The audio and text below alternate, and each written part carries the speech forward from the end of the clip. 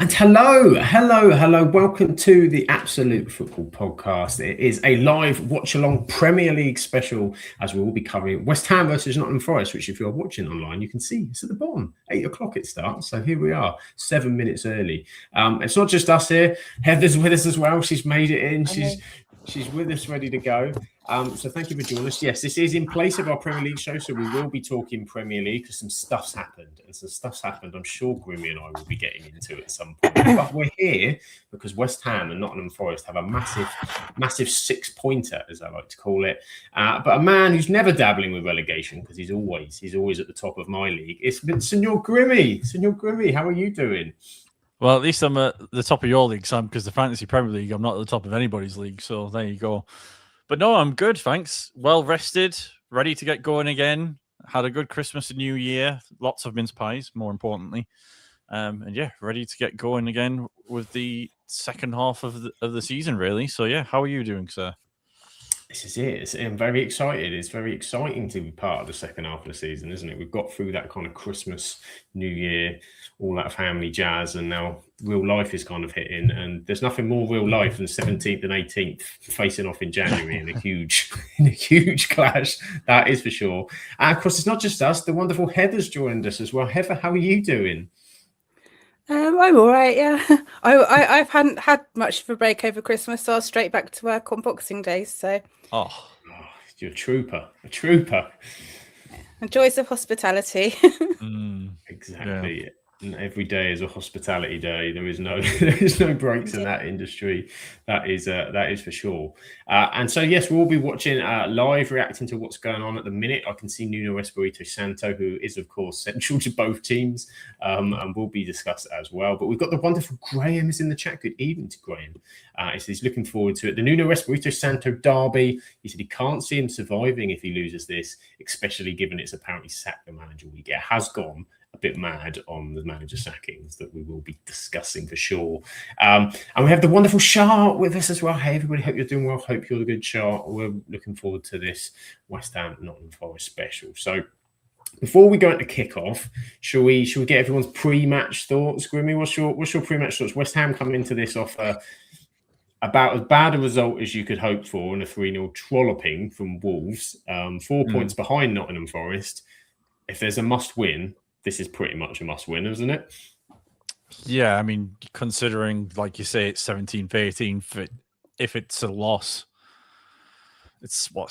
jumps to 7 points, so that's a pretty big gap even for Forest to drop and for West Ham to claw back. I just couldn't see that happening, really. So yeah, it's a huge day for West Ham. I think if you're Forest, if you get a draw, I think you're pretty happy with that.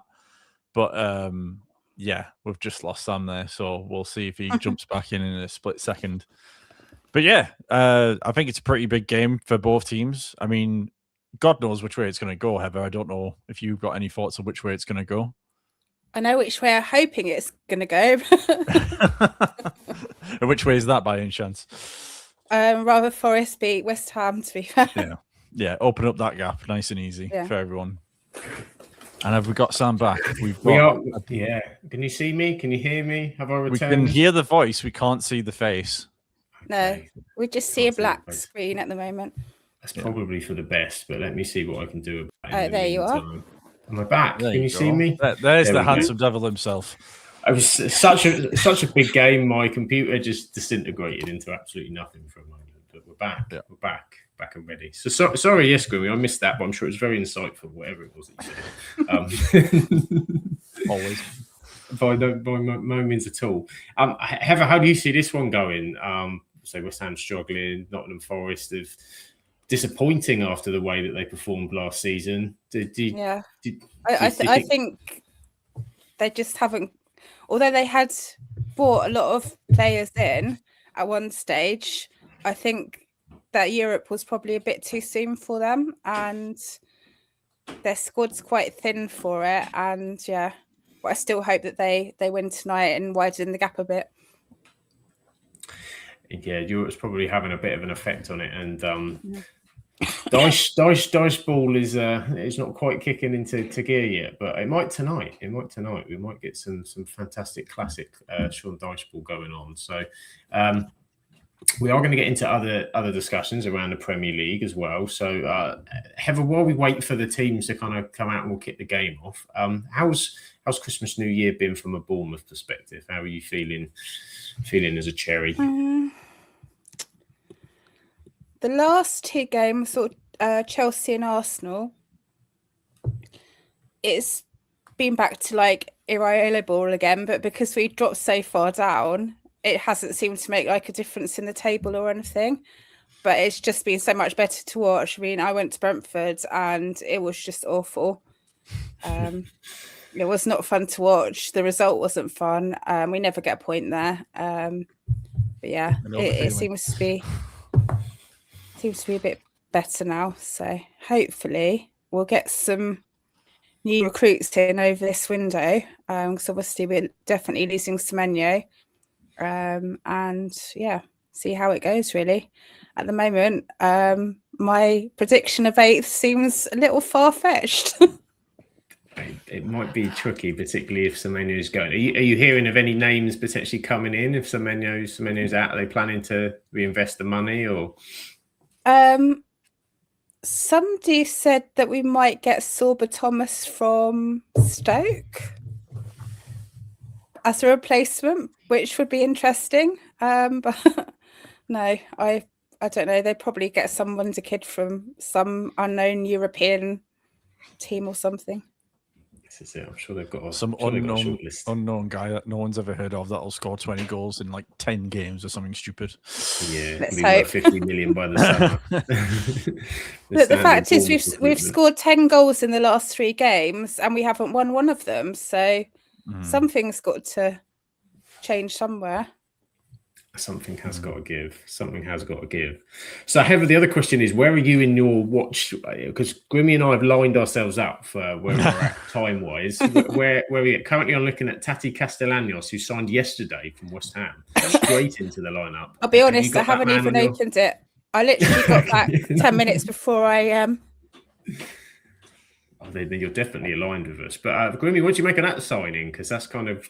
I think with all the big news going in yesterday, that kind of slipped onto my radar a little bit until I saw the lineup. So I was like, oh, who's he? Yeah, I mean, look, they need bodies. They need some quality. Hopefully he can provide that for them.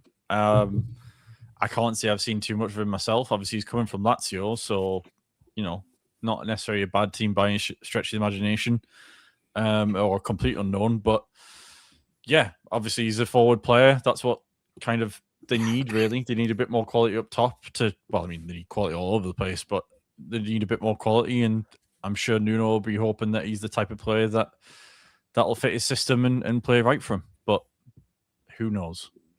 Who knows? But we get to see it. We get to see it in the flesh, the debut, how good he is. So the big question before we go live, and let us know in the comments as well what your predictions are. And if you're watching it on a rewatch and you know what the score is, by all means, tell us what the score is as your prediction and look really clever. But if you're live watching this, tell us what your predictions are. Grimmy, what are you thinking for predictions for this match? This has probably been one of the hardest ones to predict, and I've been juggling with it all day in terms of a score. I'm gonna plump for a Forest win. I just feel like West Ham are at home, but I feel like if something goes early against West Ham, the crowd will be on top of them straight away. And I just feel like Forest will be able to play through that and find a way through. And they've got a lot more quality. So that's what I'm going. I'm going Forest 2-1. That's what I'm going with. All going Forest 2-1. Heather, what are your thoughts? Where are you leaning prediction wise?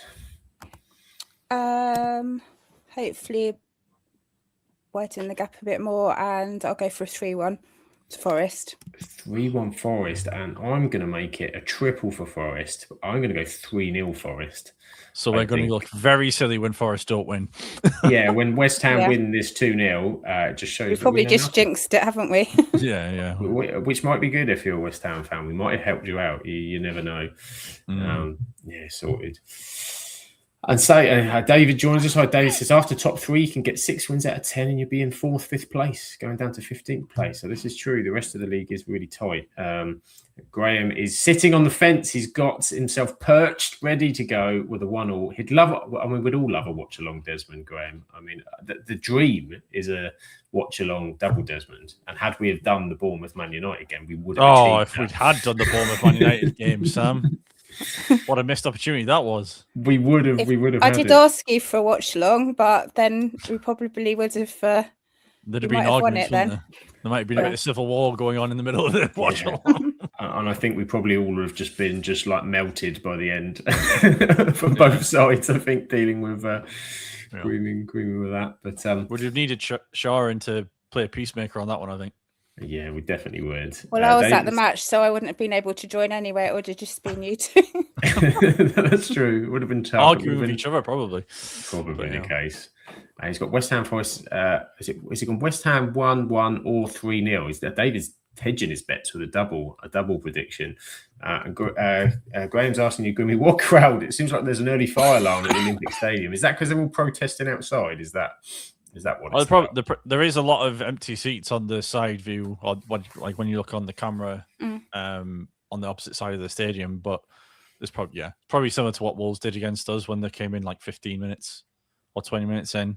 There's probably a big protest going on, which again, with the way it's been at West Ham the past season or two, you can't exactly blame them. So yeah, they're quite. They're probably like the strongest ones in the FSA Stop Exploiting Loyalty campaign. Mm-hmm. They're like the leaders of it. So yeah, I wouldn't be surprised if they're doing something with that. Yeah. Yeah, it could well be a bit of protesting going on. But so early minutes, both teams have kind of forayed into the attacking box, and we've had a corner. That's about it so far for West Ham. But we'll see. Thomas Souček back in the team as well today. I think they brought him on mid the weekend after that horrendous performance against Wolves. We warmed them up. That's what it was, Grimmy. You see, nice draw against Manchester United. Mm-hmm. They're ready to play some lovely football. So, but sometimes that's all it takes for a team down there. Even if it's not necessarily the glorious win, sometimes it's a gritty performance, and playing against a team that you should probably lose against and getting something unexpected can just spark you back into life. And if Wolves go win tomorrow, I don't know who they play tomorrow, but if they go get another win tomorrow, they're up to 9 points. They're in touch and distance of Burnley at that point. So, I'm not saying they can escape relegation, but, they could go down with a bit of pride. Do you know what I mean? Which is probably what they're aiming for, really, for the rest of the season, and see where it gets them. They've got nothing to lose now, is it? And so, could you imagine they went on a bit of a run and started to suddenly Wolves did what Crystal Palace usually do in the second half of seasons and turn into an absolute wrecking machine. They're playing Everton at the Hill Dickinson, by the way. Oh, right, okay.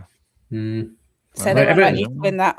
Everton have been a bit sketchy at home the last couple of games, though, haven't they? They're not. Yeah, but they've got good home form, haven't they? They do.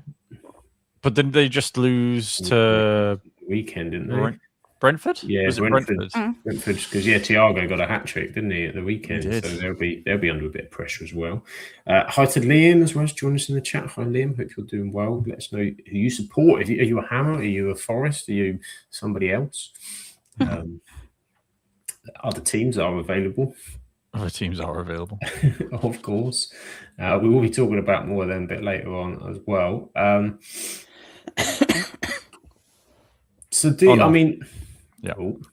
Sorry, I was just checking to see if I kept Thiago in my team, and I did. So he was in my team last weekend. He was in mine. He was under threat. I won't lie to you. He was under threat, but he hung on in there. And Graham knows Rebecca's not on because he's given Everton some shade. When they're at home, they generally get battered. Outrageous but it's just the saltiness from the Dundee derby. I think that's what it is. That is for sure. Liam says, if West Ham win, it's a kick in the teeth for Forest, and Sean Dyche will be under pressure from the big boss Marinakis. It certainly drags them back in, doesn't it, if they do? And he's an Arsenal fan, so there's one man that's happy amongst us all at the moment with how the league is going. So, and David also had the hat-trick man in his fantasy team, so that's what it's all about. I don't think I have any Forest or West Ham players, probably for good reason. I probably did at the start of the season, for Forest, I mean, but not for probably very quickly fell off the way when I think I had Jared Bowen at one point, but he's out now. Yeah, I think last season, like Milenkovic, Murillo and Sells were like an absolute must-have. But I think I got off of them pretty early on when they started conceding for fun. What I don't understand is Declan Rice got a brace and Thiago got a hat-trick, and they're both on the same points on... Did Rice get an assist as well? That's probably why. Possibly. Yeah. Possibly. And the midfielders get, I think, a point more, don't they, for a goal. Yeah. And of course, there's no, last season, the cheat code FPL Chris Wood. That's been the biggest problem. Superman Chris Wood last season. He'll come back and score 10 goals before the end of the season. He'll be all right. Chrissy Woodskis. And Grant doesn't want to mention the Dundee derby. Well, I can't promise Rebecca will agree with you. I don't even know how Charlton did this weekend, to be fair, to see if I can rub that in Graham's face a little bit. I don't know. I know they had the draw with Coventry in the midweek. I'm trying to remember what the result was. They drew with Blackburn 2-2. And they were 2-0 up. That was it. They were 2-0 up. Not 1-4. Jeez. But, it was a good draw against Coventry in the week. There's things to look at. Charlie Kelman's back. I'm sure Graham will be excited. Yeah. And yes, West Ham cancelled Callum Wilson's contract today. Madness. Wow. Quite a few people in my group chat are like, come home, Callum, come home. Come home. I've seen Coventry fans trying to say, I was thinking, it's made for Bournemouth. Yeah, might just announce it like 10 minutes after Semenyo goes or something to boost everybody up a little bit. Trouble is, we've given his song to Evan Nelson now, so too late. Could you not sing it together? Could the lyrics work? Well, it was Callum Wilson, Bournemouth's goal machine, and it's now Evan Nelson, goal machine. So that's a bit tricky. They'll have to fight it. Who can score the most goals? Callum's coming back for his song. That's it. There you go. David says tackles gain points as well. Never forget that tackles gain points. I presume it means in FBL. Yeah. And Liam did not expect Forest to be in a relegation battle, but it looks like it with Dyche. They shouldn't be, as the squad is very technical election players. It's not Burnley Dyche with his dinosaur. He's not a fan of Dyche, is he? Dinosaur football. I thought with his dinosaurs, if it turned up with his toy dinosaur. Got like Rex from Toy Story in his hand. Yeah. I mean, they were in trouble when he got there, wasn't he? Really, just after all the nonsense and that happened with the brief Postecoglou. It seems like ages ago now, doesn't it? Oh, it seems like an age ago. The brief and spell is probably what's done Forest this season, kind of written it off for them. I feel like if they got that appointment right after Nuno, whether it was Dyche or someone else, I think like they'd probably be cuddled into the middle of the table with everybody else right now. I don't think there'd be as much jeopardy on the season because they've got quality top to bottom. The thing they're missing is, like you said before, Chris Wood up top. If he was there, I think he would be, he'd be doing a little bit better. So, there's a shot. Nico Williams from the edge of the box with a curler. We'd say slightly probably behind Graham in the chat. It was a fantastic tip over. First big chance for Nottingham Forest. Curling strike. Keeper's got a hand to it. Tips over the crossbar. Lovely, lovely, lovely. And Liam's a coach himself. Studying. So it's his pet peeve. There you go. We've all got our pet peeves. Yeah. So Nottingham Forest corner to come. We are 10 minutes 09, 10 minutes 10. So if you are watching in the chat, you're probably maybe slightly ahead of us. We've had to time ourselves. Grimmy and I are on the same. I'm not sure where are you headed time wise in your. I'm 10:13 at the moment. I seem to be a little bit ahead of you two. I'm about 10:35. Oh, Grimmy. Don't know how I jumped ahead, but Grimmy's gained time. You're on a faster. You must just be living life in a fast and loose way, Grimmy. I don't know how it's happened, but Grimmy's and they say Grimmy is at 11 minutes, so he's just ahead of Grimmy. Well, nice for you, Graham. Yeah, this is it. It's like you in the future. It's like you in the future. See, this is something we're going to have to work out before, because we want to do, we are going to do World Cup watch-alongs, of course. Not all of them, because some of them obviously are at times that might be a bit tricky to, I saw in my calendar, because it's already automatically put all the World Cup games in. 5 o'clock in the morning for Austria-Jordan might be a stretch, if I'm honest. I will be available. Grimmy is doing every single, you heard it here first, every single World Cup game. If there is ever a time just to go full nuts on it, I'd probably say it's time to get nuts and go for a Jordan Austria 5 o'clock in the morning appointment. Do you know what I mean? So this is it. We could, and then you could have like afterwards, but like they do that World Cup roundup show, it'd be like breakfast with Grimmy or something, rather than just rounding up. As my McDonald's breakfast order just comes in and comes into the side view, just take the bag and like, right, let's go. This is as all of us, the rest of the people are getting ready, thinking, right, before we get to work, we'll all pop in and we'll have a chat with Grimmy and he can tell us what happened overnight. Well, we were getting sleep and Grimmy was just absolutely cannonball in the World Cup.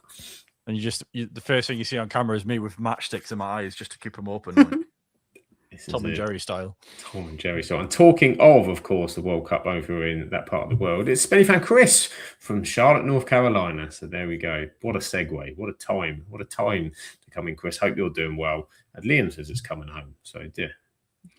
He said it's coming home. So there we go. And Graham starts work at 5 a.m. I mean, Graham, if they're not giving you time off to watch Austria Jordan, then what are we doing, really? Yeah. That's not acceptable at all. Not acceptable at all. And he's already in with the video printer. Rangers 1, Aberdeen 0. Yep. Goals in Scotland. Oh, Rebecca loves it. Oh, there's an old no from Grimmy, which means I'm looking at a West Ham corner, so I think I might have an inkling what's going on here. Oh, dear. That's it's a Murillo own goal.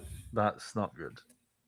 That's bad. Man, giving it the irons in the crowd. Look at that. 1-0 to West Ham.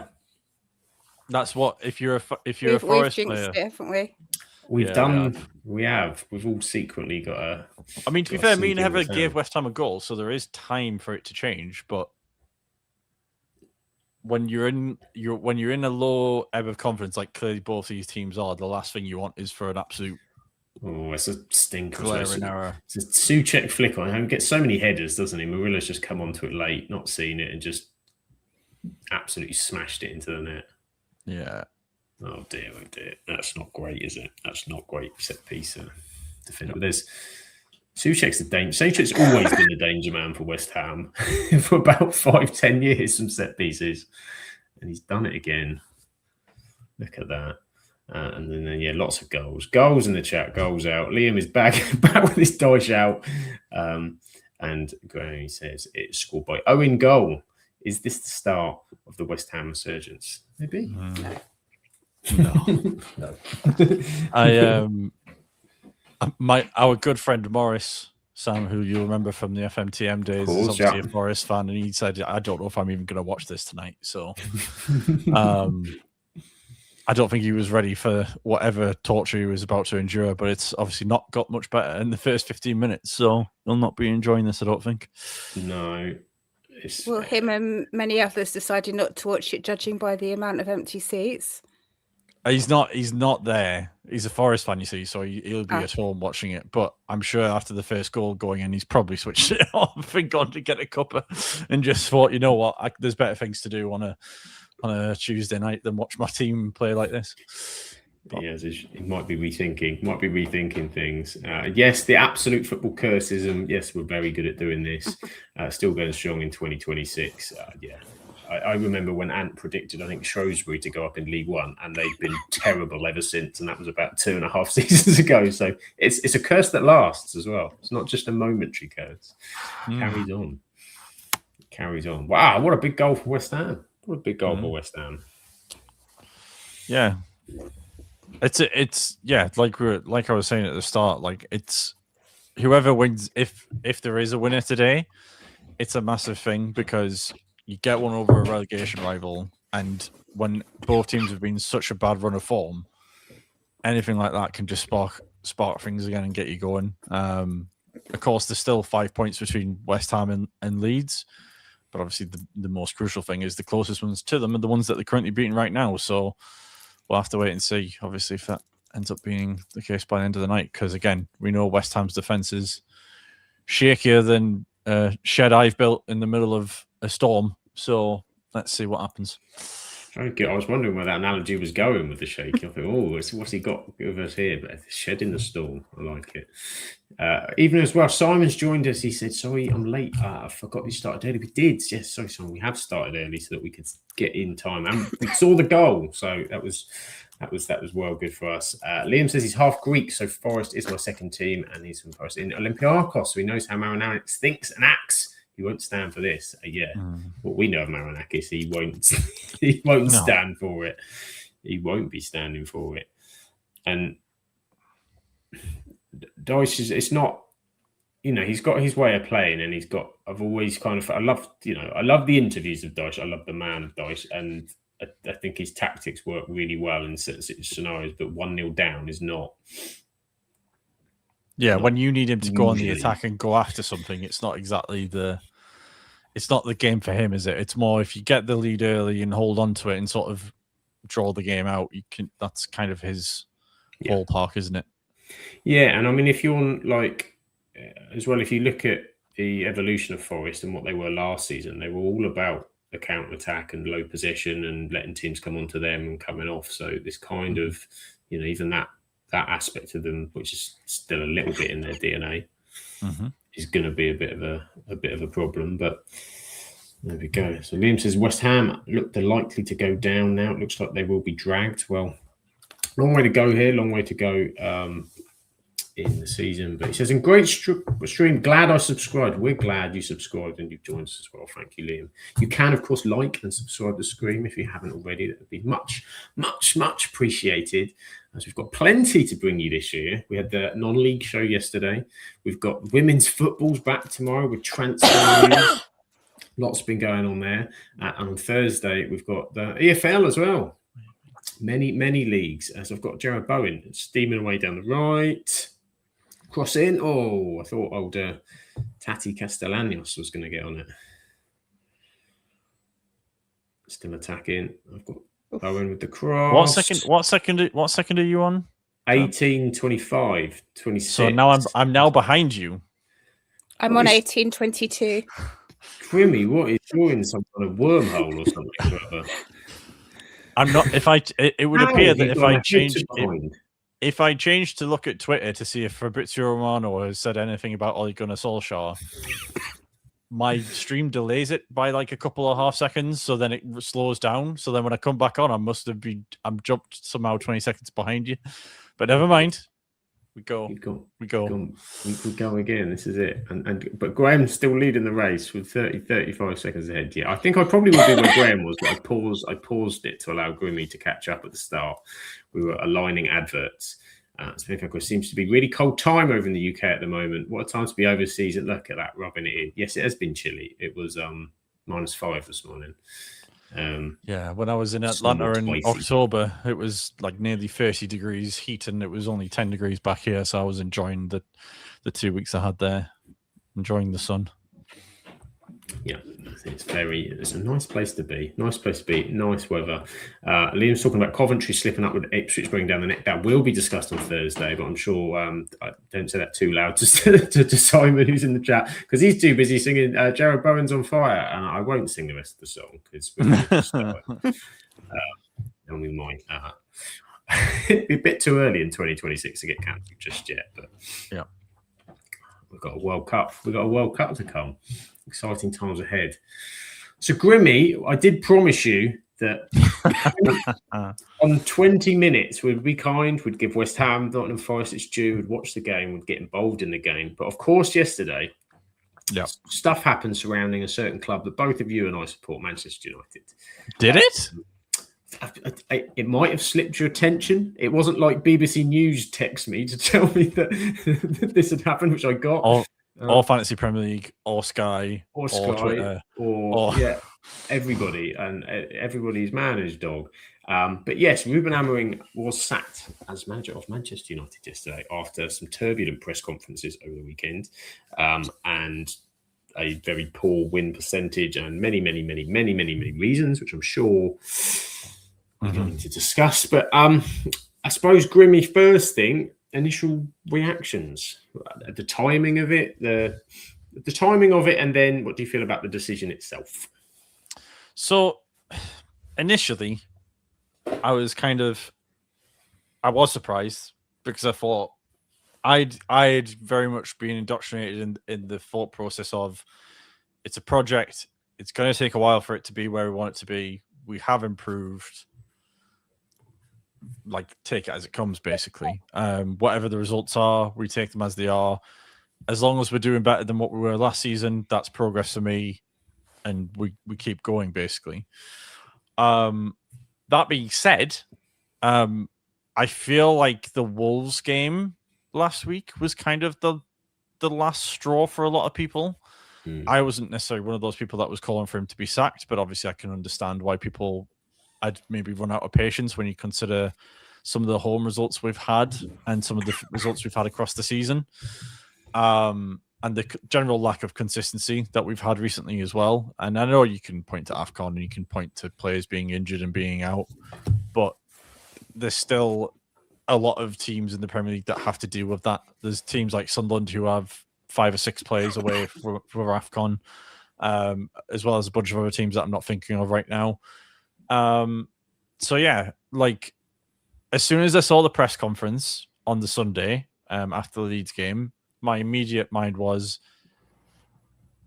it's gonna happen in the next sort of 24 hours. If he's going, and if it's done, he's going. Then he's going in the next 24 hours. If it gets past sort of Monday, I think they're keeping him for at least till the end of January to see how the Arsenal and City games go, essentially, because we've got good results against obviously the bigger teams in the Prem. But overall, in terms of the decision, do I think it's the right one? Honestly, I think with how it's been the past month or so, I think, surprisingly, because I've always been a big advocate for Amorim and what he's tried to do, I think the answer is yes. I think we'd got to a point where the fans were starting to get a little bit unsettled and were getting uneasy with how his approach was working. And then obviously you hear all this stuff now in the background that's been going on with him and Wilcox. And it feels like it sounds like Amorim's not necessarily been the easiest person to deal with, which again, I can totally sympathize with because of how we operate as a club. But it kind of felt over the past few weeks that it had got to a point where both he and the club weren't really happy with what was going on behind closed doors. So maybe it's probably best that we kind of parted ways. But yeah, it's kind of a difficult one because I liked Amorim as a guy. I felt like his points that he was making about, like, sort of, players being entitled and thinking just because, they're coming up through the academy, it means they're going to get a chance, or some of these bigger money players thinking they're going to be in every week. I like that sort of stance he had. And obviously what he did through the summer in terms of getting rid of a lot of sort of bad eggs in the dressing room, Garnacho, as I've made publicly known since the start of the season, I was very happy to see the back of. And of course he had to like the Fabrizio Romano post saying that Amorim was gone, to which I reminded everyone publicly on Twitter. I was like, well, it's not exactly gone great for him at Chelsea, so we'll see where he ends up in the next few years. But yeah, it's a sad one for me because I wanted Amorim to do well. I mean, I want every guy that comes through the door at Man United to do well, but I think he had a bit more to him than, say, maybe a Ten Hag or Ragnick or and others. But unfortunately, it's not worked out, and we just have to hope whatever the next part of the plan is that it helps us go those next 2 steps like we hoped it would do with Amorim, whatever shape or form that takes, basically. I see, as you said, it's a tough one, I think, because I was the same as you. Like I never kind of really, I couldn't really click as much with Ten Hag. I kind of wanted to, but charismatically, the way he sort of talks, and that's always how you kind of first judge a manager, etc., isn't it? And the way they sort of speaking. And early on, Amorim said all the right things. He was very sort of personable. He seemed to be going about things the right way, and I think we liked that. I think after what we'd sort of seen, as always when another manager ends, and the end of the Ten Hag period was a bit just turmoil, but then early on we had straight away everything's been about the tactics, and there's three at the back. It seems was God knows how long since sort of day one. Everyone's sort of having their opinion on it, and it's just become a point where this season that you could undoubtedly they are better than last season. I think that's a massively fair point to say. They're better to watch. It's more exciting. I've enjoyed watching Manchester United this season. However, they're still incredibly inconsistent. And as you said, like AFCON, last couple of weeks, yes, there's players injured, but everybody has that this time of year. That's kind of what it is, and whatever team, to be honest, you should be putting out against Wolves, you should be beating. They're the worst team in the Premier League history. And then we also had the Everton game. We still had 3 people at the back with 10 men. I think all those kind of things were starting to chip away at those that had kind of been patient. This season alone, we've had turmoil after turmoil. You go back to the Grimsby game, and then it seems, that's a disaster. And then all of a sudden, we had the good result against Burnley, which saw him through to the international break. Really good result against Sunderland. Then he's back. Next thing you know, Harry Maguire scored against Liverpool. Everybody's happy, and it's just kind of been. Then there'll be a dip, and as soon as we got on the cusp of the top 4, poor result, and then you're back off again. And while United are 6th, the table is so tight. The next couple of weeks they can easily be 12th. There's 3 points between that, and with the fixtures, that's not unrealistic to say. So, it just kind of came to it all came very quickly. I think the end, but sometimes the end does come quickly. But as soon as I saw that press conference on Sunday, I went, that's the beginning of the end. Beginning of the end. The minute you start calling out the owners, didn't call them out, but you know what I mean. There was hints there, wasn't it? Enough. And the reports I've seen seem to suggest that there was an emergency meeting on Sunday night, and that the announcement had already gone up on the website by midnight for the 10 o'clock release. So, it was clearly something that they were already, which is probably why, some of maybe the frustration about January, what they were doing, they're not going to give any money because they're obviously thinking about doing this. So, but so it leaves, we'll get to the chat. Everyone's got an opinion on, because it's Man United. Everyone has an opinion on Man United. Simon, we'll come back to yours on the next manager because I do want to talk about that. But Graham says, Amram saying I've got 18 months left and then I'll bugger off probably didn't help. David thinks he can see Marco Silva the next season and United winning the league. I'd like whatever. I'd take it, David, in all honesty. If it meant taking Marco Silva to win the league again, I'd take it.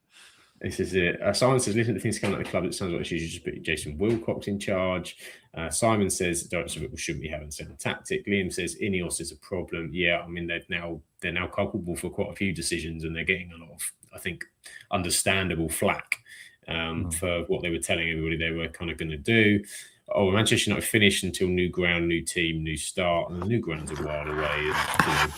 And, they've been improving. I think whoever does get it, and we'll come on to that chat in a minute, it's a better team. It's a better team than Amorim inherited. If it is, obviously at the moment we know that Darren Fletcher's gone in as a sort of caretaker for the time being for the upcoming kind of games. They're looking to appoint a end of the season caretaker manager to buy them an appointment, and that is at the moment heavily rumoured to be the returning Ole Gunnar Solskjaer with perhaps some help. And Johnny Evans is back with me, so I am that if there's anything that's good that's come out of this, Sam's on board. Oh, the legend that is Johnny Evans is back. Never mind anything else. Don't forget that Johnny Evans is back. So you've watched that defence just under Johnny's tutelage just become an absolute different beast. But before we come on the new managers, just Heather, what do you make of it as our sort of neutral, watching it from the outside, the whole Amorim Man United fallout? I thought it was a bit mad, to be honest. I was like, he's not been doing that badly, has he? Compared to last year, he's actually made quite a few improvements. So, but he obviously wanted out, and he did the Scott Parker School of Management. I'll just start slagging off the owners. Because that seems to work quite well to get you sacked when you don't want to resign. It was a very happy man in the picture when he was out walking his dog the day after, which was very different to the Ole Gunnar Solskjaer tears in front of the camera that we kind of had. It was, it did seem a bit like a relief. Graham's just in Wolford Nancy's available. Yeah, I mean, he's had a shocker at Celtic, 8 matches in. And Gareth, don't mention Gareth Southgate. Come on, no, we're not. That's my list of who I want is more a list of who I don't want at the minute. But I'll come back to as Simon asked it. If I can find it, I did start it, so there it is. He said, "So who would you want as next Man United manager?" I'm going to be Grimmy. Is there somebody, or are you still mulling with that in your head in terms of a long term? Because I suppose you can give us. Are you happy with the short term solution of Solskjaer to the end of the season, and then who's the man going forward or woman? I'm intrigued by it with Solskjaer because I think he'll inherit a better squad.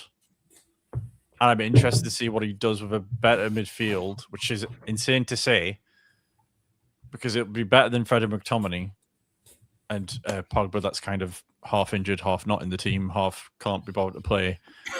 And he'll have I think he'll have a better forward line as well. And people gave Ollie slack for his tactical.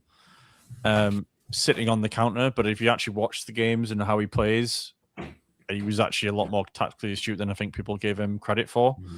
He's also spent a lot of time since, hasn't he, doing in the role for UEFA. He's been going and watching games and making tactical notes. So he should have improved that even further. Yeah, you'd like to think so. And he's a guy that gets the club. And I think if it's a tricky one because part of me always felt like when Solskjaer went, it felt like unfinished business because it felt like we hadn't got to where it was heading to. But again, now knowing what we know now with the players that we had, was it ever going to get there? Probably not. But it does feel like with this forward line and with the team that we've got, he could start to build something with it. I'm not saying he's going to be the long-term answer because I think Ineos will bring him in and then cut him loose at the end of the season. But for a short-term fix, yeah, I'll take Ollie. In terms of my memories as a United fan, some of my best memories have come under him as manager. So if we get some of that back for the rest of the season, I'm not going to say no to that. It's a big if because the players could not gel with him. There could be a lot of issues going on in the background that we don't know about, or Jason Wilcox could decide that he signed up for Solskjaer after Solskjaer says that we didn't play very well one game, and so short term, I think Solskjaer, sure, why not? As long as he gets the back in and sort of gets the right people behind him in terms of his backroom staff, and obviously Johnny Evans will be there. Maybe Carrick comes back in for a coaching role for a little bit whilst he's between jobs. And then maybe you've got Fletcher in there as well, depending on obviously how he does with Burnley. Long term, it's kind of a trickier one to answer. Obviously, there's a bunch of names sort of being linked with us. I think the main names I've seen are like Tuchel, Xavi, Glasner are kind of the main three. The other two I would like to see thrown in there because of obviously there's the World Cup and obviously there's a lot of managers who'll be probably coming out of that and trying to get back into club management. I would probably throw Pochettino in there after he does his US stint, if he does come back into club management. And then sort of the one that we've sort of heard about over the past 24 hours is Luis Enrique. It's kind of a shot in the sky with that one. A pie in the sky dream on that one, probably, considering he's at PSG now and the quality squad he's got there. But he knows how to manage big clubs. He knows how to get the best out of players. And he might want to challenge himself in the Premier League. This is where we find out he becomes Pep's replacement at the end of the season, and then we cry over that. But here's a potential shout for you after the World Cup. What about Bielsa? No, I'm okay with that one. I think he's as far away as from what Man United need at the minute of someone with his own idea. I respect him as a coach and what he's done over his career, and I respected how he managed to get Leeds back in the Prem playing his way. But seeing what happened to them in that second season, I just don't think his system can work over a prolonged period of time. I think players just get too burnt out, I think is the simple term. I just don't think it would necessarily work. But yeah, I think we probably need a bigger name manager, someone who's had a bit experience managing bigger clubs, and that's why I think those sort of 5 names, I think, kind of all make sense. Now, I did put a tweet up earlier today or yesterday saying Glasner, I don't think we'll take Glasner because he plays with back 3. But actually, when I've looked at how he's played over the course of his career as a manager, he's played all sorts of systems and formations. So maybe he's back on the board. Maybe I don't know. He certainly seems flexible, more flexible than Amorim was or wanted to be. So yeah, those are kind of the 5 in my head. Who would you take, or who would you want? I'm kind of similar with you in the Ollie thing. Short term, I can get it. I understand. You want somebody who understands how the kind of club works, can see us through. Because the season's, long from over. They're in 6th place. They've got a shot at Europe, and they need European football next season. It's an absolute must. So I can get that, and I agree. I think he'll have a better set of players than he had like last time. And with sort of a few tweaks in a few areas, and the crowd, and he loves Manchester United. And to be fair, after what the way it kind of ended for him, the fact that every time you see managers leave and then they tell all, don't they? You get that tell all, and they sort of really sort of have a dig. And Mourinho didn't, to be fair. I always respected Mourinho that he kind of didn't really do that, considering he had for some clubs. And I know with Spurs, he's been a little bit spiky afterwards. But Ollie, I thought, was always very good. So, I mean, and Simon said that he heard he wants to go back because he wants to win a trophy as well. I don't think so, to be honest. I think it's his love of the fact that he wants to help. He wants to put United back on a better footing. And also, we're only in one trophy that we're likely to win, and that's not even kicked off for the Premier League teams at the FA Cup. It's not even kicked off yet, and we might be out of it. We might be out of it next week. We might be out of it before Ollie even gets in for the door. So, but yeah, for me, I like a name I heard today, and I don't think you get him. But I heard Unai Emery as well, and I was like, I think that's a difficult one to get, but I like the idea of it. I could. They've always been keen on Tuchel, haven't they? Ineos have been keen on Tuchel, but for me, the World Cup is just so it's late. If you want to appoint a Tuchel, I can't imagine him or England, the FA, or that are going to want any discussions or distractions or anything before you get there. And all that's going to do, if we haven't appointed a manager, is add confusion and noise to that campaign. And if England go far in it, then you've got the questions of, one, you haven't got any time to do anything afterwards for pre-season for the Premier League, and then B, there's nothing to say Tuchel might not sign a new contract with England or whatever. That's still up in the air as well. So I don't mind him as a coach, as an option, but I'm not sure the availability if it works. Luis Enrique is a really interesting one, but I think you're right, Grimmy. The Pep one, the Man City one, I could see. But yeah, I'm saying there's like. I think if Glasner turns up, if they do, because they don't do the presentations, don't they? For like they have new managers, sometimes they do it. As long as his slide shows 4 people at the back, then I think he'll get beyond that, and then probably be quite impressive. I think everyone's sort of said, "Oh, he's this and he plays this way," because that's how Palace play. That's how his team. He doesn't have a lot of squad or different options at Palace to play a different way, and I think that is possibly some of what's going to maybe hold them back this season anyway, because of the amount of games that they have. So there's nothing to say that he's going to play that kind of 3-4-2-1 that he plays there.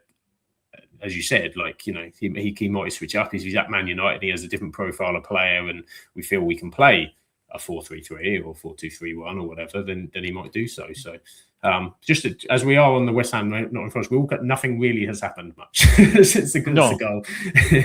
Hence why we haven't referred to it for about 20 minutes. But there has been no chances. We're not ignoring the game. It's just not happening a lot. But it's not been an all-time classic so far. No, it has not, to be fair. But there's plenty of time to go. Going to Glasner starts the Palace down for. He's got my balls. I think they're already on the way, to be honest.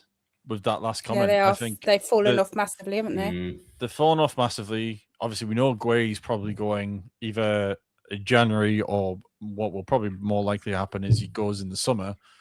Mateta is probably going to leave as well. So it's kind linked, isn't he? Yeah. Like I worry about Palace next season if they don't get their investment right and don't get the next guy right. Like if they go, like, not saying it's going to be Big Ange, but if they do like a Big Ange sort of start to the season next year.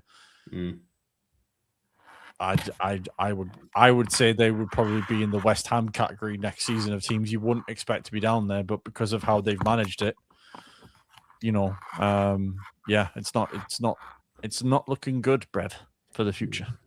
No, it doesn't look good. The Simon's just been out there. You can't have Lampard. He's got a job to finish. I don't think Lampard's going to Man United. But funny enough, the Solskjaer kind of thing is similar to when Lampard went back, isn't it? Chelsea, and he did a good job in stabilising them at that point. So and that obviously I think has benefited Lampard and his longer managerial career because he's doing a great job, isn't he, at Coventry at the minute? And as you said, he has got a job to finish, as has proved in the last couple of weeks. Coventry aren't there yet. He's got some work to do. But another obviously one that we have. Speaking of the FA Cup, Charlton will be Liam Rosenior's first opponents this weekend. It seems you want to start big, obviously. Heather, what did you make of Chelsea? Say Maresca, very similar kind of exit to Amorim, funnily enough, and Liam Rosenior is now manager, who was managing Strasbourg, who of course are part of the same group as Chelsea. We seem to get Chelsea managers sacked. I think this is about the fourth.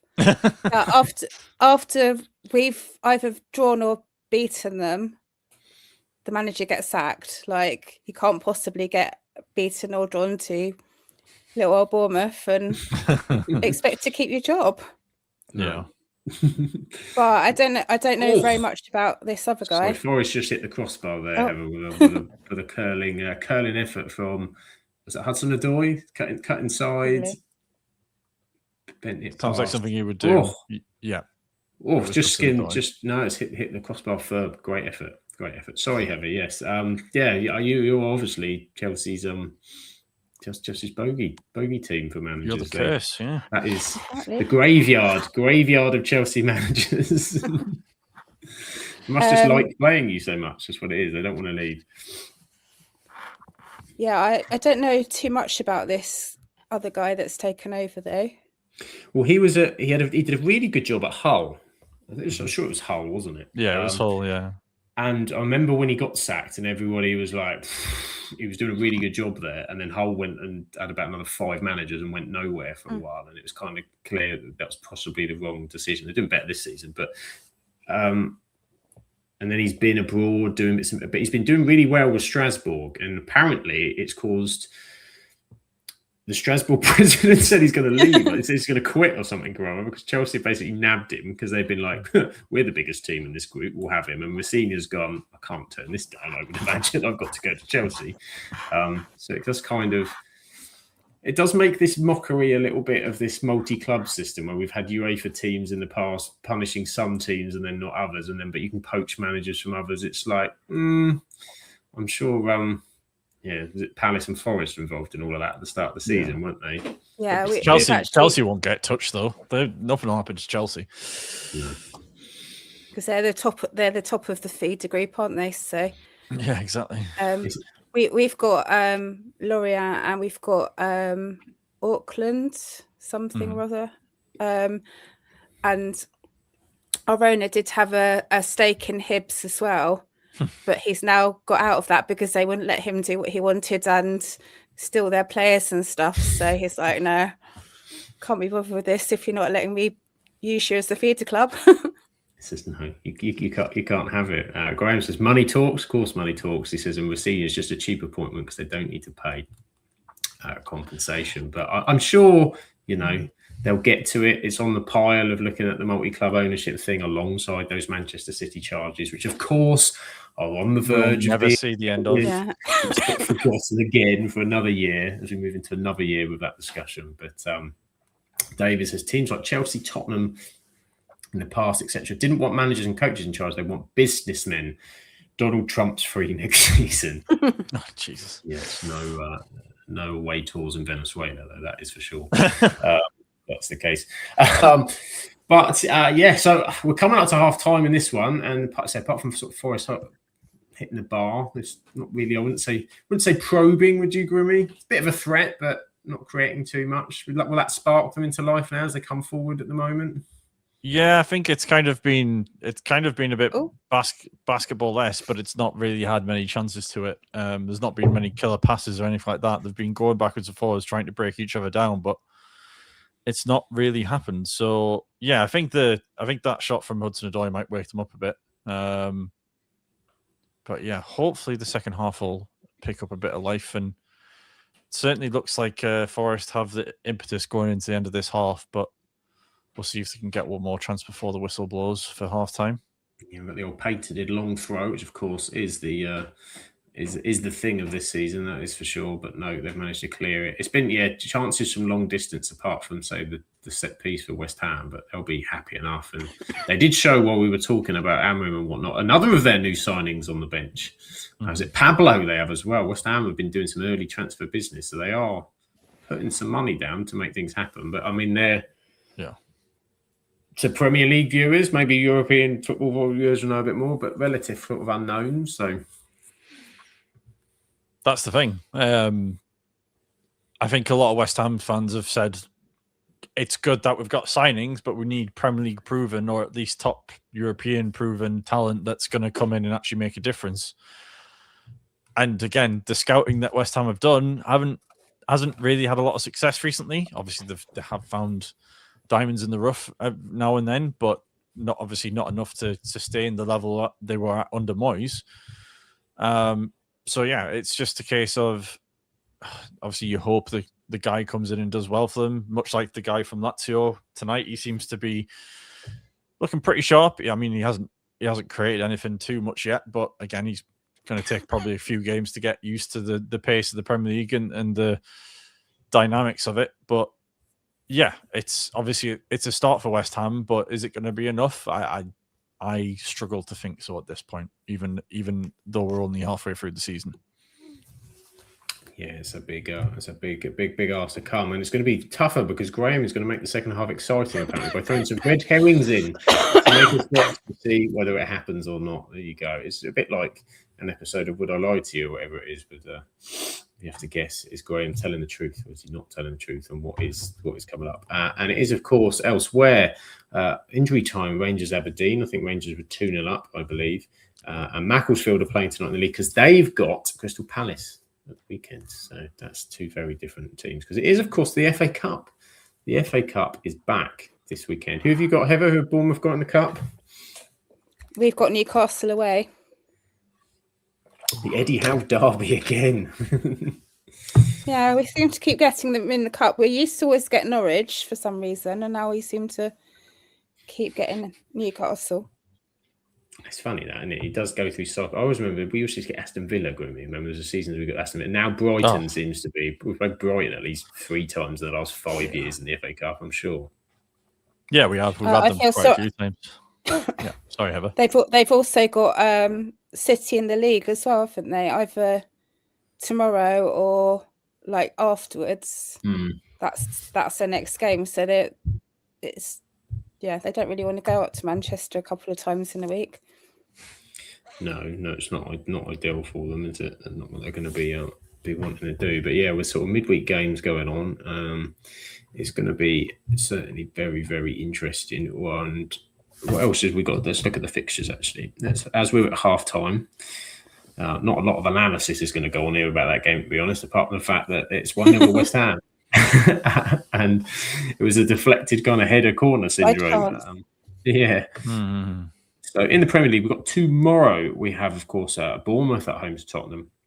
We have Brentford versus Sunderland, Crystal Palace, Aston Villa, Everton, Wolves, Fulham, Chelsea, London Derby, Manchester City, Brighton, Burnley, Manchester United, and Newcastle and Leeds. With on Thursday, Arsenal versus Liverpool. Well, isn't that intriguing? Liverpool got a few injuries, though, I think, at the minute. They lined up. They lined up the other day. I think they had Gakpo. I think they still had Verts, but they had quite a few people out. So I think Ekitike didn't play at the weekend, did he? I'm not sure what because I completely forgot about my dream team. So God knows what's going on FPL. I missed the deadline, so we'll see what happens this week. We are rolling the dice. But for Arsenal, they are, of course, at the moment 6 points clear, with Manchester City dropping points at the weekend, and Aston Villa 6 points behind them as well. Grimmy, is it starting to look what stage? I haven't had a look. We need Lucas on, because usually this time of the season I ask Lucas what's his percentage confidence of Arsenal winning the league, and of course, as of yet, it's never happened. But this season, surely it's a higher percentage. Are they going to lose 3 games? My issue with it is I can't see anybody else going on that kind of run that's needed to stop what they're going to do. Do you know what I mean? They'll have blips. Champions League, they go deep in, I think, and yeah, I think it feels like all season I've said it's Arsenal season to win it. The problem Arsenal have is that they've obviously got big games coming up. Obviously, they've got Liverpool on Thursday. After that, I think they've got United in a couple of weeks. They've got Chelsea in the League Cup coming up. Obviously, they've got a couple of Champions League games. They've got Champions League game, the League Cup, and the FA Cup to play in as well. So the fixture list is starting to pile up. So that might become an issue for them as well. I know obviously Liverpool and City will have the same issues. But again, Arsenal are one of those clubs that just don't seem to know how to handle that sort of territory. And, Declan Rice missed a game last week because of a little knock late in the day. Who was it they're playing last week? It was... was it Villa? Yeah, they had Villa, didn't they? Villa. Yeah. And the breeze past Villa. And then Declan Rice came in, and then they scraped past Bournemouth. Sorry, Heather, to bring that one up. I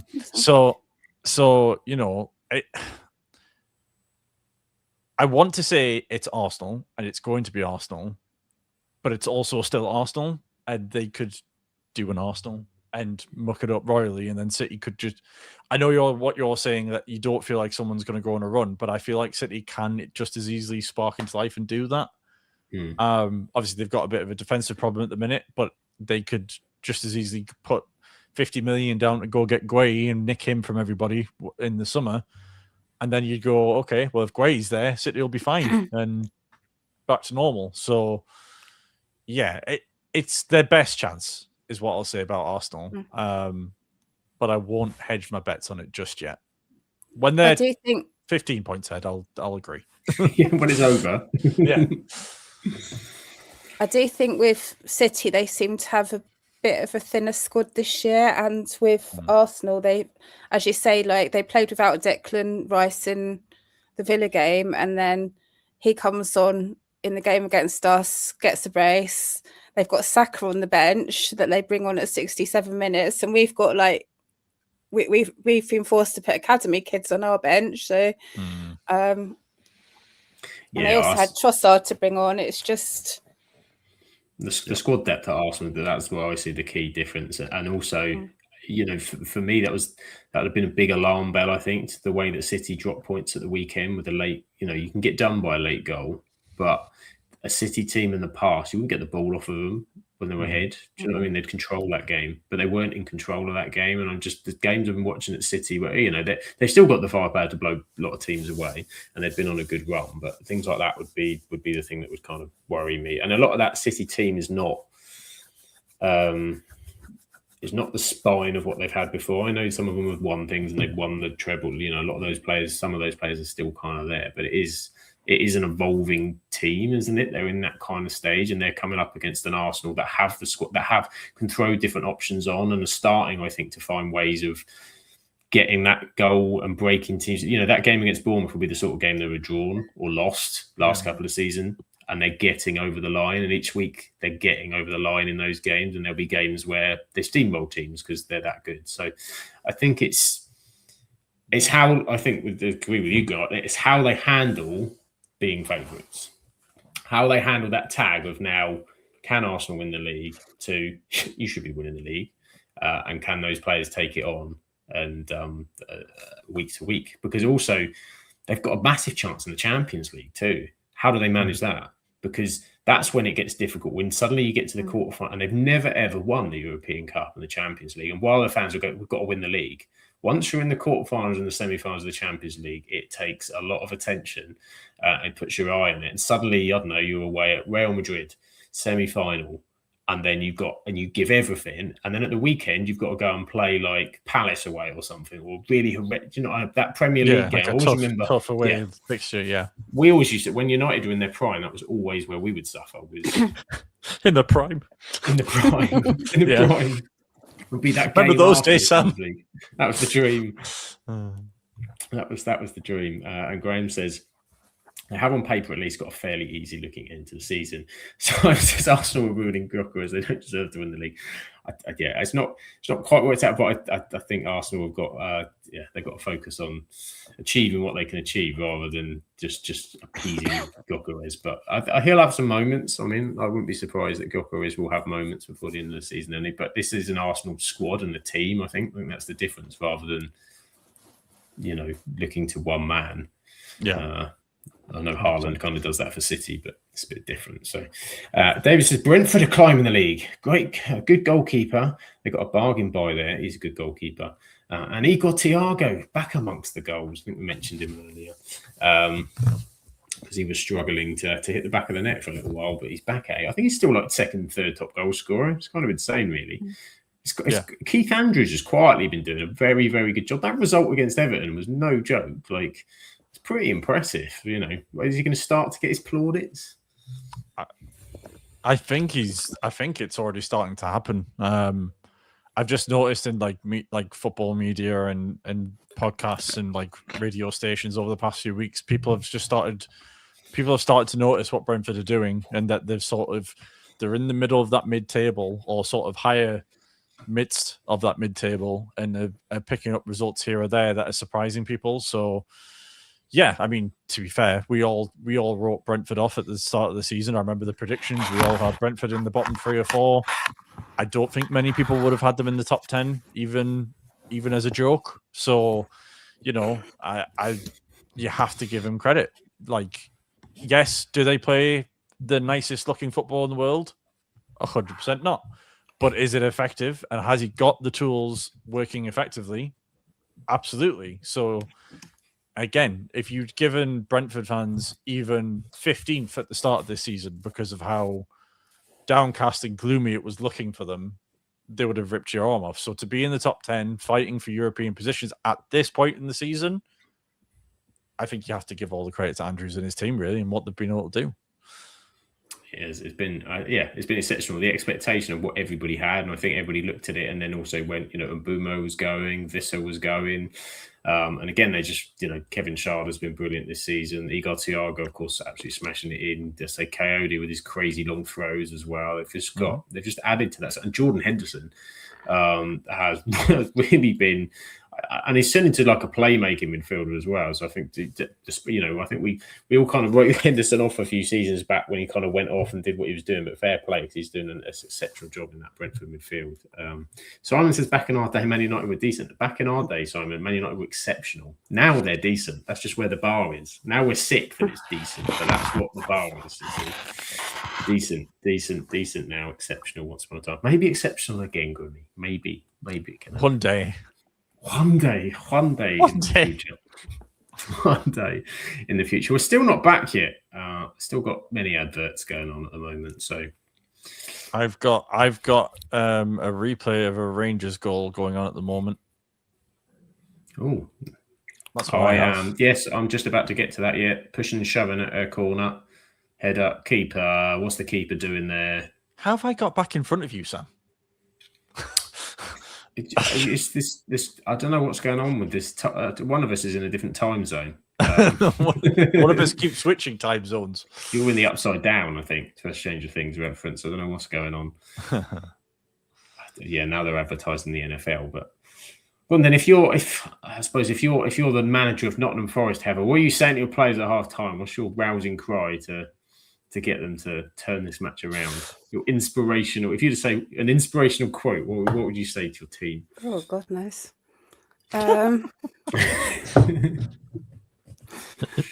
Cut to the dressing room. Heather's just staring into the floor going, Still going there. Hang on, what do I even do? It'll come to me in a minute. No, it won't.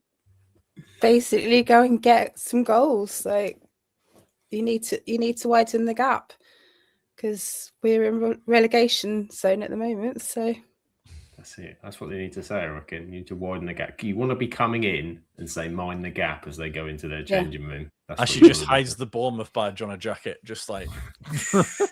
Yeah, sorry, I've just wandered. Accidentally wandered into the Forest change. Don't look at the tracksuit. Yeah. There's no bias here. Don't worry about it. mind the gap. Graham says, utter woke nonsense. Spenny fan Chris is going, just sort this shit out. Let's get a win. I like it. That's the tactical nous we need. Lads, good old-fashioned West Ham. Dig in. Get them up for it. A couple of long shots. So they're now replaying the one from Nico Williams and another one from Hudson-Odoi, both from similar areas towards the similar corner. Both decent strikes as well, but no goals. But West Ham are flooding that box with the thunders. Simon says he'd probably say something with a few expletives in. And Gwen says, if you'll die, surely you're saying there's something in the game for you. Just need to be a bit more time. Need a bit more time and better decision-making on the ball. Yeah. There you go. That's what they need to do. As we've got bubbles, no balloons today. Everyone who watched Bournemouth Fulham, we had Balloon Gate, but we've got plenty of bubbles at the London Stadium. They always do. We've got a song about that. And I'm sure it's a lovely song. It's a lovely song, yes. With nothing but respect and love for the bubbles. And compliments are plenty, I'm sure. Absolutely. Always have a substitution here. The board is out. Who's that coming on? Bakwa. It's not come up who he's coming on for. Omari Hutchinson. Ooh. Omari Hutchinson off. He's rolling the dice.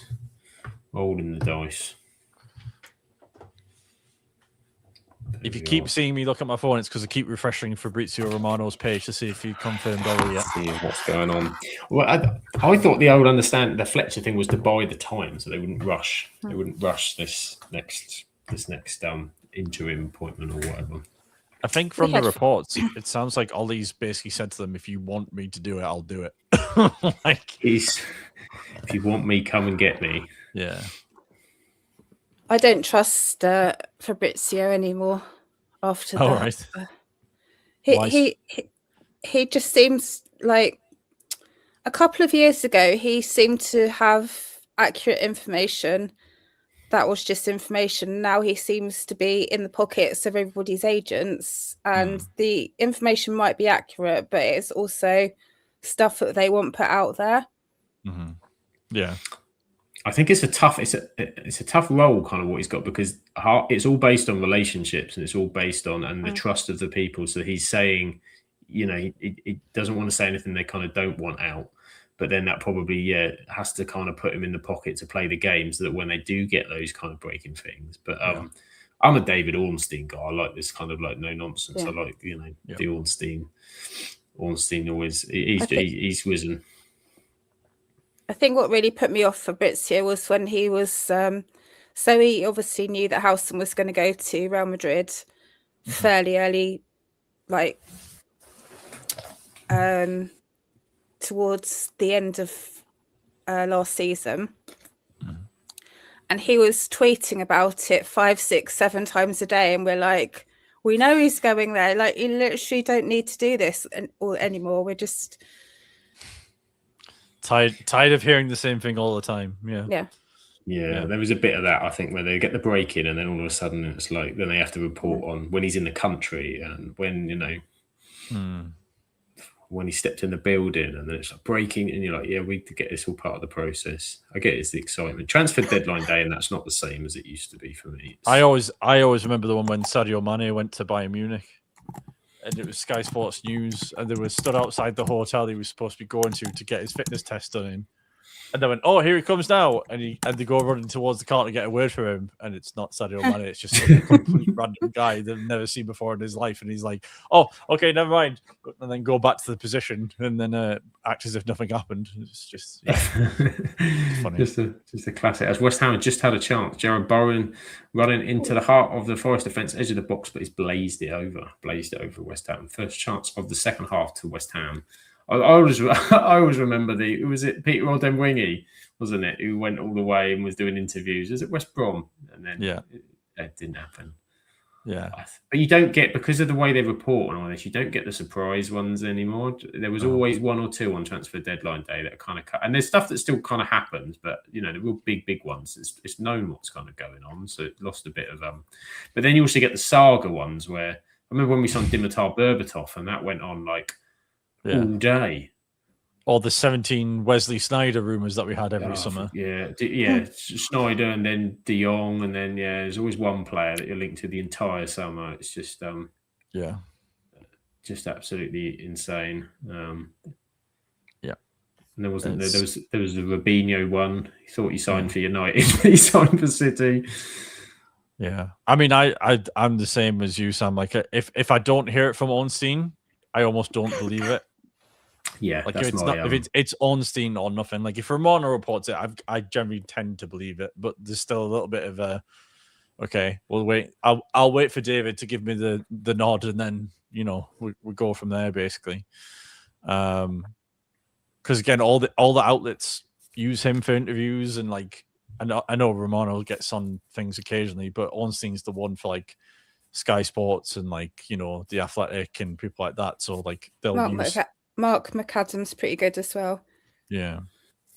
I've seen him. I've seen him a little bit more recently as well. Ben Jacobs is kind of another one I've seen, but again, I haven't really noticed if his stuff comes too early or if it's just, But yeah, it's a funny. Are you ready for this, Grimmy? I've got a late Graham Christmas cracker here. No, just Jacobs.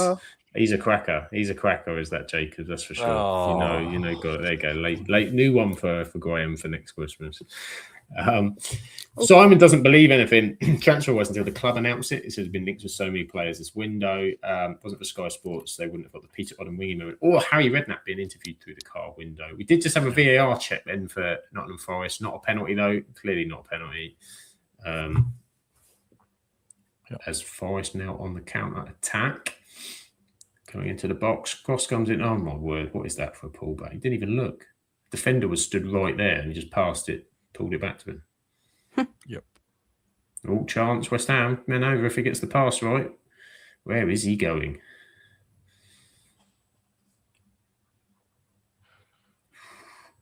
West Ham shot, block.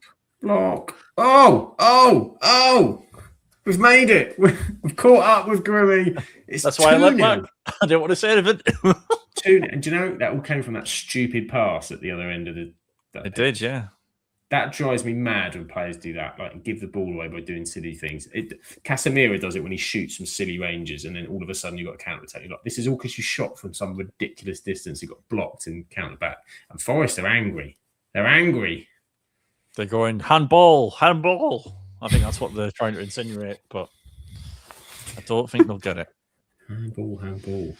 David says, laughter is king. Laughter is king. As is a goal. So a goal for West Ham, 2-0. Or are they trying to say the West Ham guy was offside when it deflected? The bubbles are going mad now. The bubbles are all on. He was coming back, wasn't he? Yeah. The Forest players can't see that. That can't be what they're complaining about. No, they're complaining about something in the other box. That's what they're whinging about. It's a good finish there. So it's come back. So Somerville, half volley, keeps it down. Down low, 2-0. To be fair, looking outside the 6-pointer, how good must it be feeling for Nuno right now? Oh, yeah. Beating Forest 2-0. Like, this would have been the ultimate sort of kick in for him, wouldn't it, if it was Forest as well? But it must inside be a little bit of like up. Yeah. Graham says, looks onside. Offside. It's still. Are we disallowing it? Yeah, his back foot's beyond VAR. Yeah, we're going to get that 3D picture. He is. They're frustrating those ones, aren't you? Because it's not even the momentum of the play. It hasn't actually affected the goal, but he is on an offside position with his. Nuno has just realised. Yeah. David says he's coming back on side or making effort.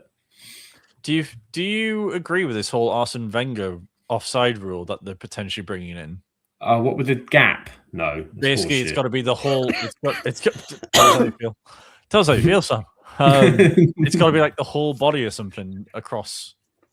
No nonsense. Yeah. Woke nonsense for me, that Grimmy. No, I don't like it. I just think it's just going to be. You just think how many of these situations are going to be. You're going to get the whole point of the offside. It's a bit like the handball rule. People have forgotten why have we got it to start with, to stop people using it like basketballs and flapping about. That's what the intention was, not to deliberately use your hand to stop the ball. And then that's got into craziness. And the whole point with when they brought the offside rule in was to stop people just standing by the goal and just tapping it in. So that actually there's a football match that breaks out rather than. But so if you've got that gap again, it's like, well, people are just going to. If you're a player, you're just going to have your arm back here. Do you know what I mean? You're going to have the defender, you're going to stand in front of him, and you're just going to. Why? I don't think it needs. I think what we have at the moment is right. I think actually the offsides this season, because they've got this. And last season we had a few, didn't we, where they drew the line and everybody went, well, that's not straight, or that's like. But this, I can't recall, to be honest. Might be wrong, but this season there been an offside contentious decision since they brought this in the Premier League. If there has been, there've not been nearly as many. No, I think the semi-automated offside things really helped. Yeah. But again, except when it's literally like a toe over or something, it needs a bit of a few more 50 pence in the machine to get it to work it out. But yeah, I think overall it's obviously been better. But again, I like I said when VAR first came in, I didn't think we'd see the optimal sort of use of it until at least 5-10 years in, when they figured out the way they'd done it wasn't right. Oh, there's a goal. There's a goal coming up. I can watch it in real time. Flick in. Oh, it's a flick header. It's another corner. Unbelievable, Jeff. It's a flick. It's a flick looper. I don't even know how to. Is that the official term for that header? A flick looping header. Loopy snooky. A floopy looper. Floopy looper. What a floopy looper! It's 1-1. Nottingham Forest are level. Brilliant header at the front post. West Ham. Predictions are still on, Heather. Just moments after the 2-0 VAR as well. Whoa. But that summarises West Ham season to a T, though. I know he's not happy. No, he's not. Not happy. Is that an own goal? Is that the defender who did that? No, I think he has. He just got in front of it was the new man, just got in front of Castellanos. Dominguez or something. Dominguez flick. Oh, it's over the man at the back. You're not going to be. You're not happy with your back post defending, surely. That's what you're there for. No, I know it's looped, but where's his step ladder to a step ladder? Graham says, I don't want the Wenger rule. It's going to lead to more arguments because you get lines on every decision because of arm's length. This is true. Says it. You might, if you've got smaller limbs, then it's going to affect your VAR offsides. So. Man City just buy 5'3" strikers and defenders. And, right, this is how we're playing out. And Haaland. Yeah. Well, that has changed. Forest, just another 2 goals to get now. Yeah. Completely changed the context of the game. Graham says it's the most West Ham goal to concede. It was very hammery. Yeah. And West Ham now, I think the difficulty for them, they're frustrated too. So Nuno's prowling around like an angry tiger on the side as well. But again, it's one of those things where if West Ham had something about them, they would have gone and got that second goal in the first half and really, pardon the pun, put the hammer down. Do you know what I mean? Like, I think, sorry, it was terrible. But like, that's what West Ham have been all season. A lack of impetus and a lack of drive and force to actually go and do something in games. And you can say about quality, and you can say, yes, they don't have a good defense or strike force, but you still have to manage the situation you're in. And they know that if they can get that second goal against early doors or in that first half, then all they have to do is manage that second half, slow it down a bit, play the game a little bit, and they can come away with a hard-earned 3 points and get the season up and running again. But, they just aren't able to do that for whatever reason. So, yeah, we'll see if they can pull something out or if Forest can kick on here and go and win. It could happen. I fast forwarded a bit, Grimmy, so I might be closer to you now. That's the plan. What's your time? I'm 57, 55, 56. No, you're 5 seconds ahead of me, Sam. My God, you've past me. I'm about ahead. 20 seconds behind you. Oh, look at that. So you'll probably catch up with me soon, Grimmy.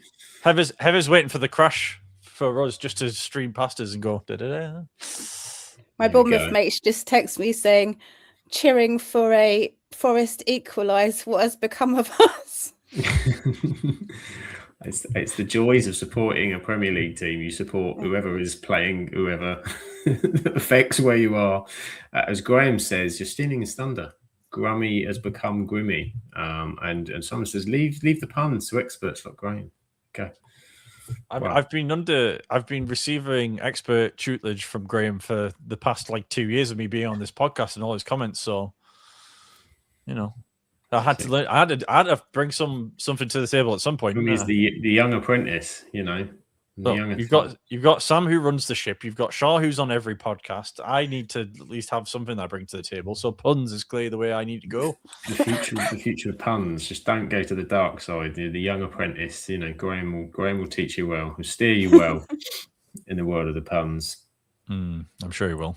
There is that offside again. Yeah, he's coming back, but the line and the rules mean he's offside. They also, Forest, have not defended this well. How is he that free in the box, really? Not that it matters because it didn't count, but that's kind of symptomatic of some of their defensive lapses this season compared to last season where they were really good defensively. It's almost like they got rid of a really good defensive coach. Do you think? It is. It's almost like what they had was working until we've had a lot of manager board arguments this season, haven't you, when you think about it? I just find it amazing that the thing that broke Nuno with Marinakis is the fact that he wouldn't sign Adama Traore. Of all the players to get upset about for Forest, Adama Traore, Yeah, it was not going to change the Had they already got rid of Elanga at that point? Was he already a bit salty? Yeah, Elanga was already gone. If you're telling me Elanga is going to replace Adama Traore, we need to have a conversation. So, that's meaty. Nasty little challenge. And to be fair, Spain fan Chris has brought up probably the goal from the weekend, by the way. Fulham's late equaliser against Liverpool.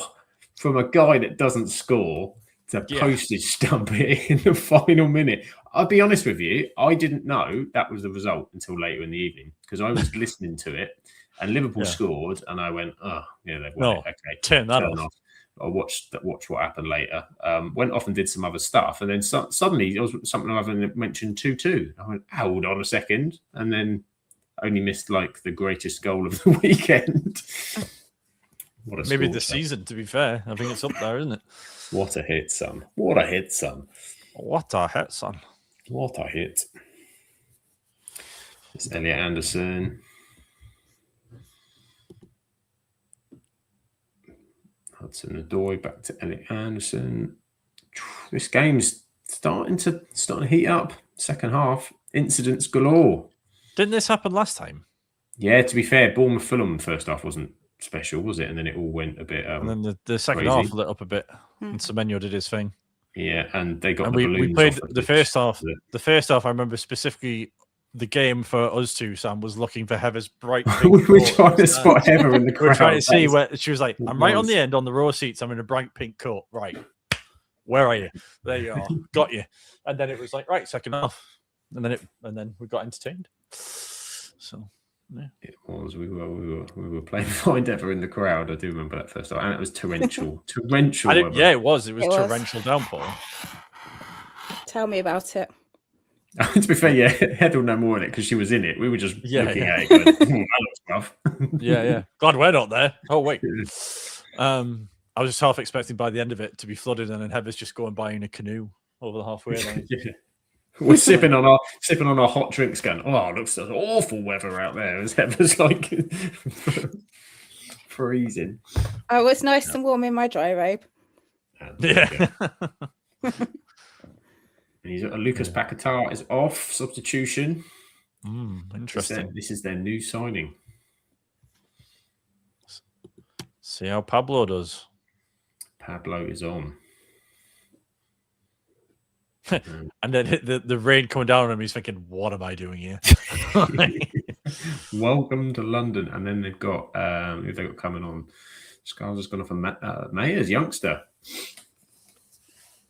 Giving some opportunities. Speaking of managers and such, I know we talked about Ollie and the whole Man United thing. Let me throw a potential scenario at you, Sam, and see what you think. Just a scenario in the mixer. Scenario based, right? Ollie manages United till the end of the season, does his job. We get into Europe, everything's fine. We don't face the threat of relegation this year. It's a good season by all accounts. Kieran Maguire gets promoted with Ipswich. Kieran McKenna, not Kieran Maguire. I mean, it's the love of two Man United people together, you know. Yeah. Or not the financial expert. Are you saying a combined managerial with Kieran McKenna and Harry Maguire? Yeah. Kieran McKenna and Harry Maguire is the assistant. That's what I'm saying. So Kieran McKenna gets them promoted or doesn't get them promoted, but still does a good job with Ipswich and is still very much lauded by the general British sports public. What if Ollie went upstairs because there's rumours that Jason Wilcox may be on the way out, and Ollie becomes director of football, and then Kieran McKenna, I was almost said Maguire again, becomes the manager. Harry McKenna.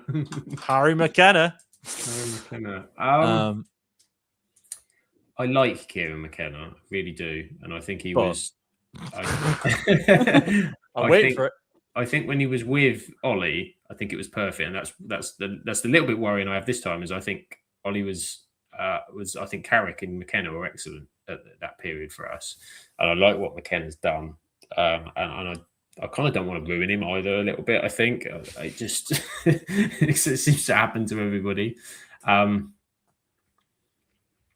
think it's a difficult appointment. I just don't know, and I don't think Man United board know at this point in time what they're looking for, because every time United set someone, there's always we need someone who can steady, like Amorim's was like, we need someone who can have the feel good and can start kicking people in the nuts, because we had so many people being behavioural issues and all the rest of it. That was it. We needed a disciplinarian early on, settle the ship, and we might look back on this period. And I think Amorim even said himself, he was kind of saw himself as being the in between, like to sort of build United on. And I just, if you're looking for the United way, he would understand that. But I think I agree with Simon. I think Ipswich get promoted this year anyway, and it's a big jump to have somebody. We've seen Maresca do it with Chelsea though. Maresca was with Leicester. He did, but ultimately, have they been miles better than where if we were to finish with Ollie, as you said, in the European places? That's what Chelsea did last year. Okay, they won the Club World Cup, but that was a very weird tournament, wasn't it? World champions. It's got a nice ring to it. World champions, and then sacked 3 months later. It's an important detail I forgot to mention. I don't. I'd be interested to see what they would do with Solskjaer after the whole Jason Wilcox thing, and it seems a bit odd at the moment. Off the back of, let's not forget the Ashworth debacle as well. So Ineos at the moment have got their fingers a little bit grubby, and I think they probably will want a period of cleanly washed hands, shall we say. I think this is what they're going with Solskjaer, isn't it? They want a kind of low profile, let's get to the season, let's kind of calm everything down a bit, let's settle the next bits that we need to settle, and then take the step that we need to take. And I can't see it, if I'm honest. I can't see it. I might be wrong. I just thought it was an interesting scenario that came in my head. I just thought I'd throw it out there and see what you thought. That's what we're here to do, discussing that. But Kieran McKenna and Harry Maguire, wow, there you go. With Johnny Evans. Johnny Evans, director of football. Oh, Johnny Evans, Sam's there for it. God of the world, Johnny We've Evans. signed 20 defenders. You watch that back line when Johnny gets hold of them. It's just going to be. And I have heard, though, positive news going to me. I have from Darren Fletcher's first press conference that Bruno and Mason Mount are in contention. Now, the cynic in me thinks, how well timed is that? Because apparently they were very close for Leeds, and then couldn't quite get there. But for Burnley, they're gonna have some managed minutes apparently. So we'll see. I think apparently Bruno's been absolutely like frothing at the mouth to try and get back. They were saying, and it was almost, I think they had to stop him and say, like, your hamstring's still like not together. Is tied by a piece of wool. Yes. When you come back, we want you to stay back, not like go straight back off again. But especially because there's no Wes Brown. He's an ambassador, I think. I think Wes Brown's an ambassador and does. Yeah. I think if you go on the tours and some VIP tours, you might get Wes Brown. Apparently, yeah, he's one of the options. John O'Shea is the Republic of Ireland. No. I think John O'Shea is Republic of Ireland coach. Yeah, I think he's in the coaching staff, isn't he? Yeah. I mean, there's nothing to say with Solskjaer that he might, because Michael Carrick might come back again as assistant. He's at work at the minute. Yep. You might get that duo. But was this a foul on the edge of the box, Grimmy, going at this game, Somerville? It looked it. It's clumsy. I mean, that first one looked pretty... No, maybe not. Bit of strength. Yeah. No. Nuno is raging. Oh, look at the emotions. They're all. Isn't that just his general default setting? Oh. Yeah. Someone's eaten the last Weetabix. Ah! It's me on a Monday when I get a work email. God, another one. It's only 8:10. No, another one. Unbelievable scenes. Graham doesn't think it's a foul, so there you go. Well, if Graham doesn't think it's foul, then Graham on absolute VAR tonight as our secondary, and actually he's ahead, isn't he? So we're kind of we're just sitting ducks here. Really. Was that yellow card to Nuno or who to? It could have been. I mean, he must have been out of the technical area, and it was quite emotive. I love the Forest player heading that in, and then the own Forest player blocking it. Yeah, it was good work from those two. What are you doing? Oh, hello. Tanking through the middle. Murillo's just absolutely palmed that bloke off. Get out of it. But this match is very much a 17th versus 18th match, isn't it? There's not a lot of quality going on here. No, and there's so much on it, isn't there? Yeah. Bournemouth could beat Sunday League. Bournemouth could beat either of these quite easily, I think. Well, Forest haven't beaten us for 10 years, so. Oh, well, that's going to end this season. You just know that, don't you? Yeah, can't be chucking those stats out with more games to go. I hate it when I'm watching United and they'll say, yes, Aston Villa haven't beaten United in like 15 years. Well, we know what's happening today, don't we? Like, do you know the one I hate? And that's what I thought last time, but. Yeah. I hate that record where we've been leading at half time and never lost, and it comes on the graphic and it's like 1,090 games or something. Like, oh no, don't put that up. I don't trust this team. It's like we're 1-0 up with like 10 minutes. Like, please stop saying it. Like, yeah, I'm Bournemouth are close to doing it as well. A chance for West Ham with the new boy, and he's spooned that over. Our women's team haven't lost for over 1,000 days, and they nearly. Lost at the weekend. I was just about to say. They nearly lost at the weekend, and they got an equaliser at 90 plus 11. That'll do. Oh, that'll do. Keep the run going.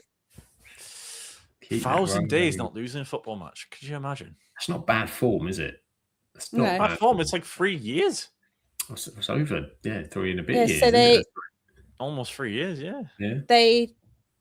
So. I think they only promote one team, and last year they got promoted, but the year before Exeter won the league by 1 point, even though our team was unbeaten. Yeah. Oh, wow. That's harsh, isn't it? To not go up, having not lost all season. It's insane. Sorry, you've not lost, but you're also not a winner.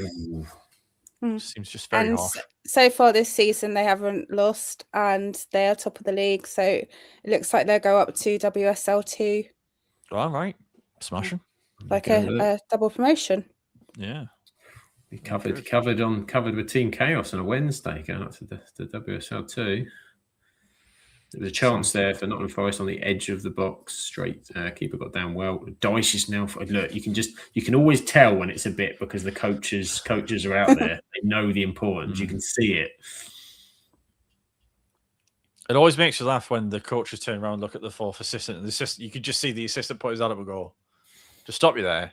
I don't care." Like, but they're still just shouting him anyway. It's like, it's when you watch it. You watch the game when you're watching it, and it's not your team, and it's their team, and they're a fan of their team, and they're just shouting for everything. And they go penalty shot, and you're sat there going, "Really?" and then if they're reasonable, they will see the replay and go, "Oh, yeah, it wasn't that bad." Or they're still trying to argue it, and you're like, "I know you want a penalty, however." Yeah. Going to the Blythe games and some of the away crowds, and by crowds I'd literally mean like 5 or 10 people sometimes would go for the away set of fans. And we'd get like, they would just shout for everything. Like the ball could be nowhere near their player and they'd be like foul. And it'd just be like, what? Handball's the favourite one at the moment. Yeah. Handball. Yeah. I think that's up and down leagues, isn't it? Yeah. But I did make me laugh on Sunday though, watching that Leeds and Man United game. How there was a distinct lack of people having to go at the referee when he had a camera on the side of his head. Mm. Yeah, it did. Yeah, I think it did change. It just seemed to just fizzle it out a little bit, didn't it? Which is interesting. So maybe they thought he was a cyborg, Grimmy. Maybe it was that. Maybe. Or maybe they just didn't want to be recorded saying something that probably they didn't want to be seen by other people. Chris Kavanagh could have done with that on Saturday because Declan Rice was in his face the entire match. And how it didn't get done for dissent was somehow a miracle. Or the fact that he's an Arsenal player. I don't know which. Well, I did hear, I think it was the co-commentator said at one point, I said, I wish we could hear what they're saying. And the commentator was like, yeah, it's probably best we don't because I'd be apologising like consistently for the language. There'd have to be there'd have to be so many like warnings that, like before every ad break or every time a whistle gets kicked off or free kicks given. Football would have to be after the watershed because it would just get... It's all right. We've got like 1 o'clock matches at the World Cup, so I'll be ready and trained for next season. Ready for their ref watch cams. You wait till Austria Jordan gets feisty. It was bizarre when I was in America for those couple of weeks, and like a United game would be on at like 7 o'clock in the morning, and then I'd be watching it. I'd be like, it doesn't feel right. No, you can't. Yeah, I remember when we were in Mexico, and I think we played Everton, and it was I was debating. To go down and get a croissant at half time. Like, this is not from the buffet. I think the answer to that is yes. You're correct, Grimmy. That's the decision I went with. And it wasn't just that. There may have been a pan au chocolat. A canny was that this week's quiz? Yeah. What did I take from the Mexico buffet at half time during Man United Everton about 10 years ago? Oh, double save. Straight at him though, Matt Sells. He's obviously coming because you see the keeper error from Forest at the weekend from, was it Victor, John Victor? And then he got injured as well. And he got injured in the same incident. Just horrible. Yeah, it's that just seems to be the luck of the teams that are down there. Anything like that. It does indeed. Simon says, you imagine if Wrexham mic'd up when the likes of Roy Keane were playing? Oh, yeah, that would be Vinnie Jones as well, my word. Yeah. I don't think Roy Keane would have a job in punditry. No, he's a bit more reserved as a pundit. Just a bit. Just a tad. Which was another thing as well, because I'd seen quite a few people saying, why don't they give it to Roy Keane till the end of the season? And I'm just like, with the amount of stuff he said about each individual player on that Man United team, could you imagine him walking into that dressing room and saying, right, lads, you're going to listen to my every word and instruction? It'd be chaos. And if I was like Fletcher or Solskjaer, I'd almost be like, look, can I just book you for an afternoon or something, just for like 2 hours or something? Solskjaer did. Did he? He did. He took him in because Keane went on I don't know if it was the Stick to Football or if it was something else, but he did a show shortly after, and he said, I went in because he wanted me to do like a speech and presentation for them, and there was a couple of them that just weren't paying attention, not even bothering listening. I think because Pogba was there at the time, everyone assumed it was Pogba. It was him and Jesse Lingard flipping rubber bands at each other. Keane wouldn't name the name, so Lingard was the one that my head went to straight away. It's probably going to be someone in that group, but clowning around. Yeah. I saw that with Roy Keane. I was like, the one thing they're looking for at the minute is getting everyone unity. They don't want any more. Everyone's on the same page or whatever. And Roy Keane is not the sort of person that's not going to call something out if he sees it's nonsense from upstairs or downstairs. So, what about Gary Neville? Oh God, Lord, no. Not after. No. I mean, again, it's that's the thing is, people keep mentioning spoken out. Like legends of the club or whatever. And to be fair, I get the reasoning why, but everybody bar Solskjaer, I think, has had an opinion and has said something about the current state of the team and where they're at. So for anyone to go into that situation, it'd be almost like when Brian Clough used to be a football pundit and then went to Leeds after basically skewering them every time on Match of the Day or whatever. I just don't think it could work. Unless you just totally sold all of the team and then brought a new set of players in, I don't think it could ever possibly work. I don't think you can. I don't think you can be a pundit and then go to unless you're a pundit that's kind of just doing a bit of tactical analysis. If you're doing the way Gary Neville does it, and it's just, it creates too much friction. And where he's trying to sort of, he's getting the mix between honest. He's got to be entertaining as well. That's his role, and he's doing his job as a pundit, which means that and particularly when it comes to United, people gravitate towards it. But I think even United fans have felt he's on every United game. I've noticed he's changed it up a bit because he'd be so critical of stuff at times that with other people he wouldn't be, and it's just it's almost like he was trying to not be too biased, and it just creates a. I know they say players don't listen. They hear stuff, and the problem Man United have got is that there's so many legends that have done so many massive things in the games. They've all got voices people want to hear and listen to and agree with, but a lot of them were great players, and some of them are fantastic pundits. But I think you also get this sort of aspect where their opinion might not necessarily, be good at running a club or running a coach or management. Some of them have it, some of them don't. But because they're legend, they're always going to get heard, and United have got quite a few of them.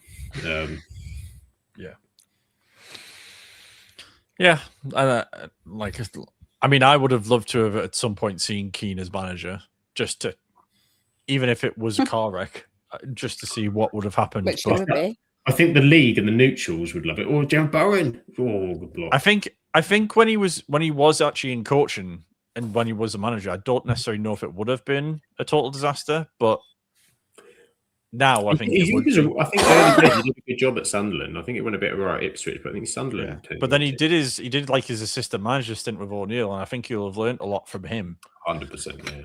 And we're seeing O'Neill's back at Celtic for the third time, so I think the time's passed for it.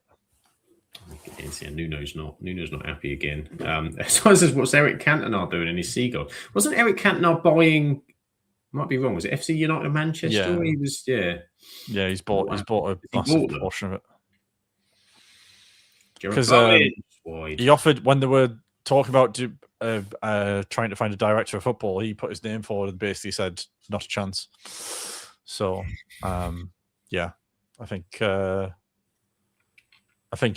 he got on the bandwagon with a lot of the fans that were not happy with United and obviously how things have gone to the Glazers, and that's why he went to buy or put a lot of money into FC United of Manchester. There you go. So a couple of chances for Jared Bowen in this one. West Ham look likely. Nuno looks pensive on the side. I'm going to use the term pensive. Big 10 minutes. But say if the results stay the same or West Ham lose here, can anyone realistically say there's a better manager out there for West Ham to come in and fix the problem? Because I don't think they're going to find many better than Nuno. No. They're going to be willing to go into the situation. No, I don't think it's like the days where you could call, there was those 2 or 3 managers that they were the ones that you called to get you out of there. I just don't think that's the way it is now. I think there's so many good Premier League managers. Mm-hmm. You can't just call one up for a quick fix. And I think, for me, West Ham's problem is, they're where they're where they are. I think the team's worthy of that, to be honest. You look at the performances and they deserve to be in the bottom 3. Yeah. And you look at the players and go, okay, apart from, I would say, Jared Bowen, who's going to drag you out of trouble? Mm-hmm. As you said, I don't know who you put in that would change that.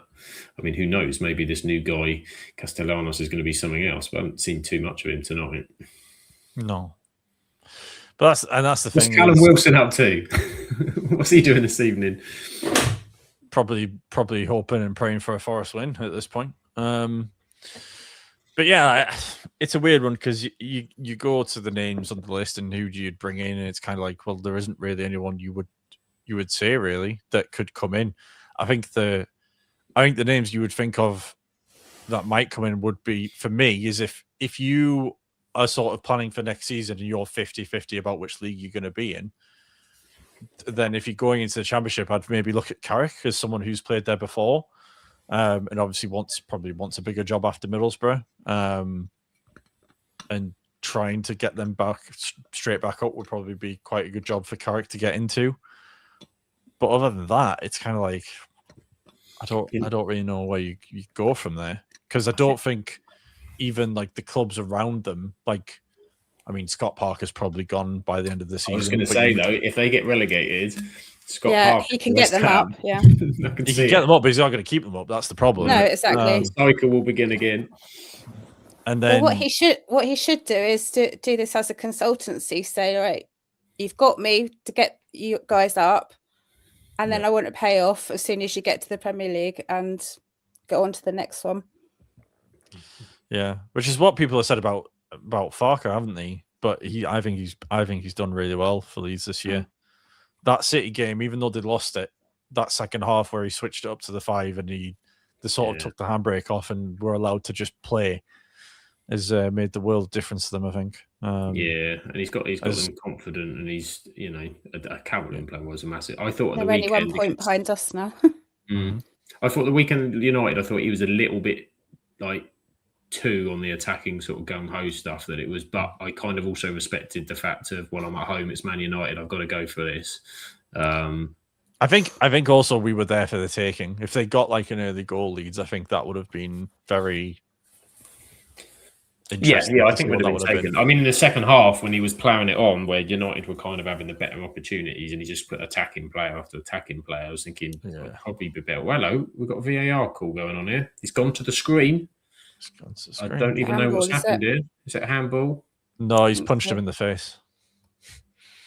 The keeper's come up for a punch and basically just Morgan Gibbs' white face and Pudge collided. Oh, keeper. He has got a very punchable face, though, to be fair. Is that the VAR's defence? And said, well, he has caught him, however, he does have a very punchable face, so no penalty. There we go. it's an open palm, though. Can you call that a punch? Is that like a? Oh well, I didn't see. That's more of a slap. Though, like, you know, it's still it's still violent conduct, isn't it? Yeah, under the nose. That's like savage. I didn't know Morgan Gibbs White had a punchable face, to be fair. That's brand new information to me. Tell us how you feel, Heather. Sorry, with me, you get ADHD and slight unfilteredness. That's what I bring to the podcast. But he's going to do it without... We haven't got the sound, so I don't know what he's going to say. After review, I've had a look. And Heather says he punched him in the face, but it was a punchable face, so... Penalty. It's a penalty. What do we do? Oh, and he's caught him. Yes, it's in the head. Nuno's shaking his head. Can he believe it? We had one very similar last season with Onana in the first game of the season against Wolves, and it should have been that one should have been a penalty because he basically slid the guy over. Yeah, but this one's kind of a bit of a palm to the face. But you know, penalty given. Oh, this is a. Unless he goes on to say, and I wonder who's going to take it. Me thinks it might be Morgan Gibbs White. You know, I think he is there. Mr. Popular in this chat. Yeah, because there's no. Yeah, here he is. There's no FPL cheat code. Chris Wood, is there? No, so it might be Morgan Gibbs White, unless there's a specialist taking it. It is as well. I'm going to avoid the chat so I can take in the penalty. in his full depth. Are you ahead or behind me, Grimmy? Because he's stepping up. Keeper's arms are out. 87-37. 87-47. I Your won't 10 ruin seconds. it. I'm still seeing there the keeper first. reading the which way he's going to go off his bottle. So. What I'm going to do is make an all face at whatever happens, so you won't know which way it goes. But I'll give it a big. Hopefully, it's better than mine when I just lean back in my chair. So I've got him. Gibbs White is stepping up at 88.08. Ooh.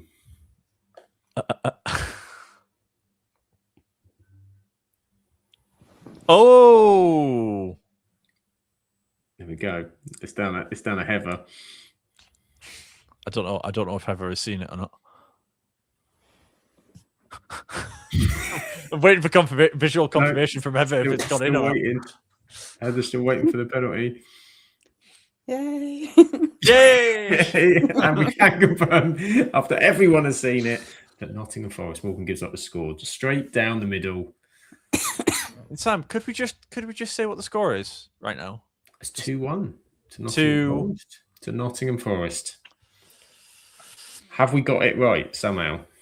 I am currently right. If Forest get another one, then it's Heather.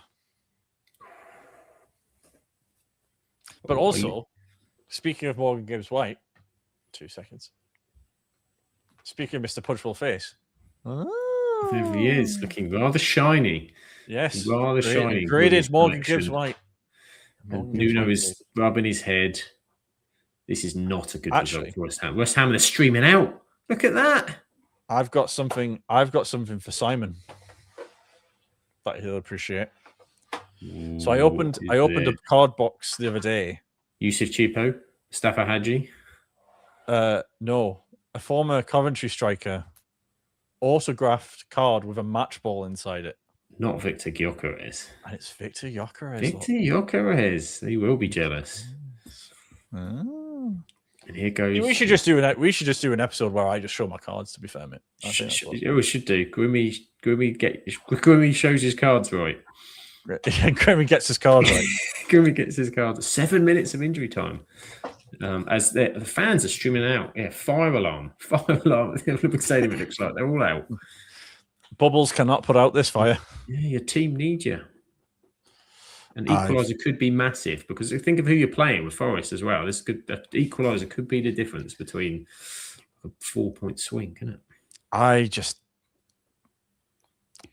You know what it is, right? I try to have some sympathy for West Ham, but after all of the jip they gave Moyes, yeah, everyone's was that. I wish I could. I need to go back and clip. I remember me and Josh talking about it at the time when they were considering it, and we were like, "You're going to regret this. This is going to come back." You could see it a mile off. Yeah. He said it was a crazy chase. I get it. Chase, you want to progress, you'll chase the glory, but everyone when they do that just forgets the league can go two ways. You go up and you can go down, and by taking a risk and changing what you are, you do change what got you to the dance. Yeah. And now look at they'd be screaming to have Moyes for a third.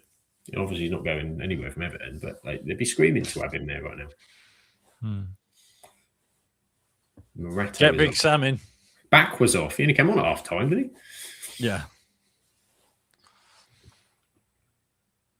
Big Sam. They're bringing a defender on, though, to be fair. So he's got his podcast, isn't it? Is it Tippy Tappy podcast? Or... I thought you were talking about Backward there. I was like, Backward's got a podcast? He might do. The Backward subbed on, subbed off podcast.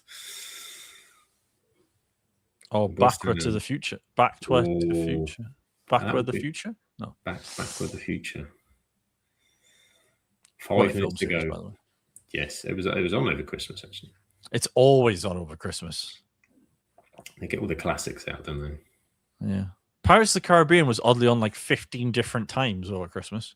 Yeah, I could never work out which one it was either because there's about 7 of them now, isn't it? I think I've only seen I saw the first trilogy. I don't think I watched any after that. Yeah. West Ham need something. They need a moment of mad Nick. Graham's gone with is it the Back Where We Belong podcast. Very good. Much to learn, Graham. I have so much to learn. Very good. Forest with the ball.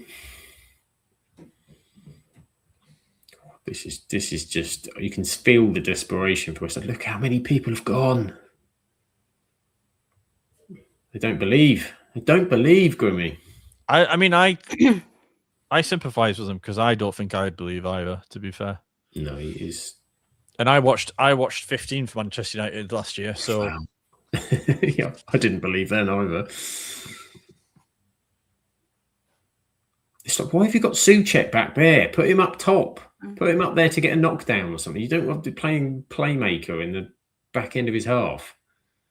Oh, that's an 8. Oh, why are they hitting it there? To Kyle Walker-Peters in an aerial battle on the edge of the box. I mean, that's just stupid. Get Thomas Souček up there. At least if you're going to start hitting long balls and target men, probably your small right back is not the guy. I mean, he's not small, but he's not, you know what I mean? He's not.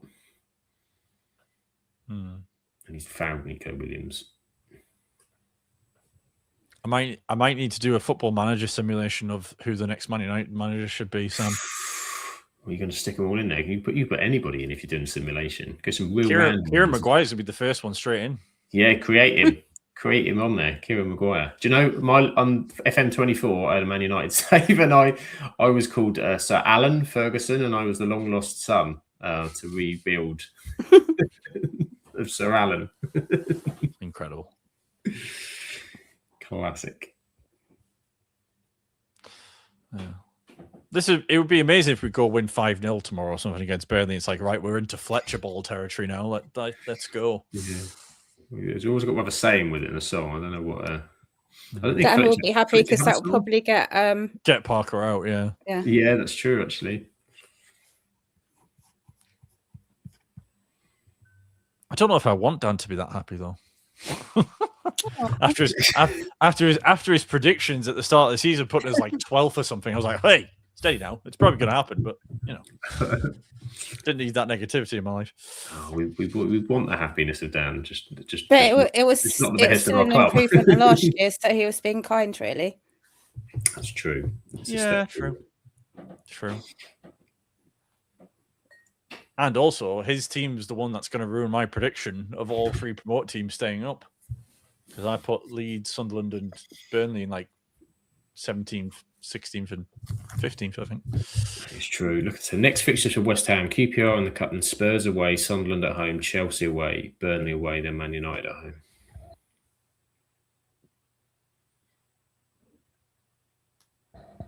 Oh, foul! It's not pretty. Not pretty reading that fixture list. Nor is the table. This feels big.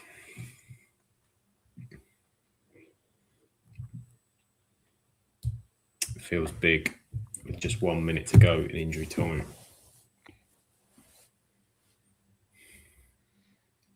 You kind of can't say that with it. As you said earlier, I know they had the VAR, but it was offside. And it just, that the equaliser so quickly after that, it just kind of sucked everything out. You could see the frustration. You could see it with Nuno that his frustration had gone. The players are frustrated, and then they've had a moment. But I imagine Nuno's going to argue it. Would be my gut feel. Yeah, of course he will. I mean, that's what he's going to do. I mean, the problem is that the rumours have been is that if they lose today, then Nuno's basically gone. But then it's like I mentioned before, like who comes in here and gives a feel-good factor to this team that's going to make them bounce so much they're going to recover 7 or 8 points. I just don't see it, to be honest. It's just basket case stuff, because what you're going to sack your manager just 2 days after you just spent 47 million on 2 players. Like, where's that? I know there's the whole director of football stuff, but what are you trying to do? Like, yeah, bizarre, bonkers behaviour. I know. We talk a lot about Man United and them being in a very bizarre position, but sometimes I look at clubs and I go, well, at least it's not as bad as that, you know. Yeah, you look at the players that you have, and then you think, you know, they excite. You know, certainly now you look, you know, there's players. Not last season. There was no excitement. No, this last season, it's over. It's over. 2-1 to Nottingham Forest. Dyche has given it the fist pump. It's a big one for Forest. It's a big one for Forest. Happy with that one, Heather? The gap is mind the gap. See, your team talk did the business at half time. Well, I still would have preferred them to get another goal. So yeah, I could have done some more. And there you go. Get some love, apprentice, from your master of the puns.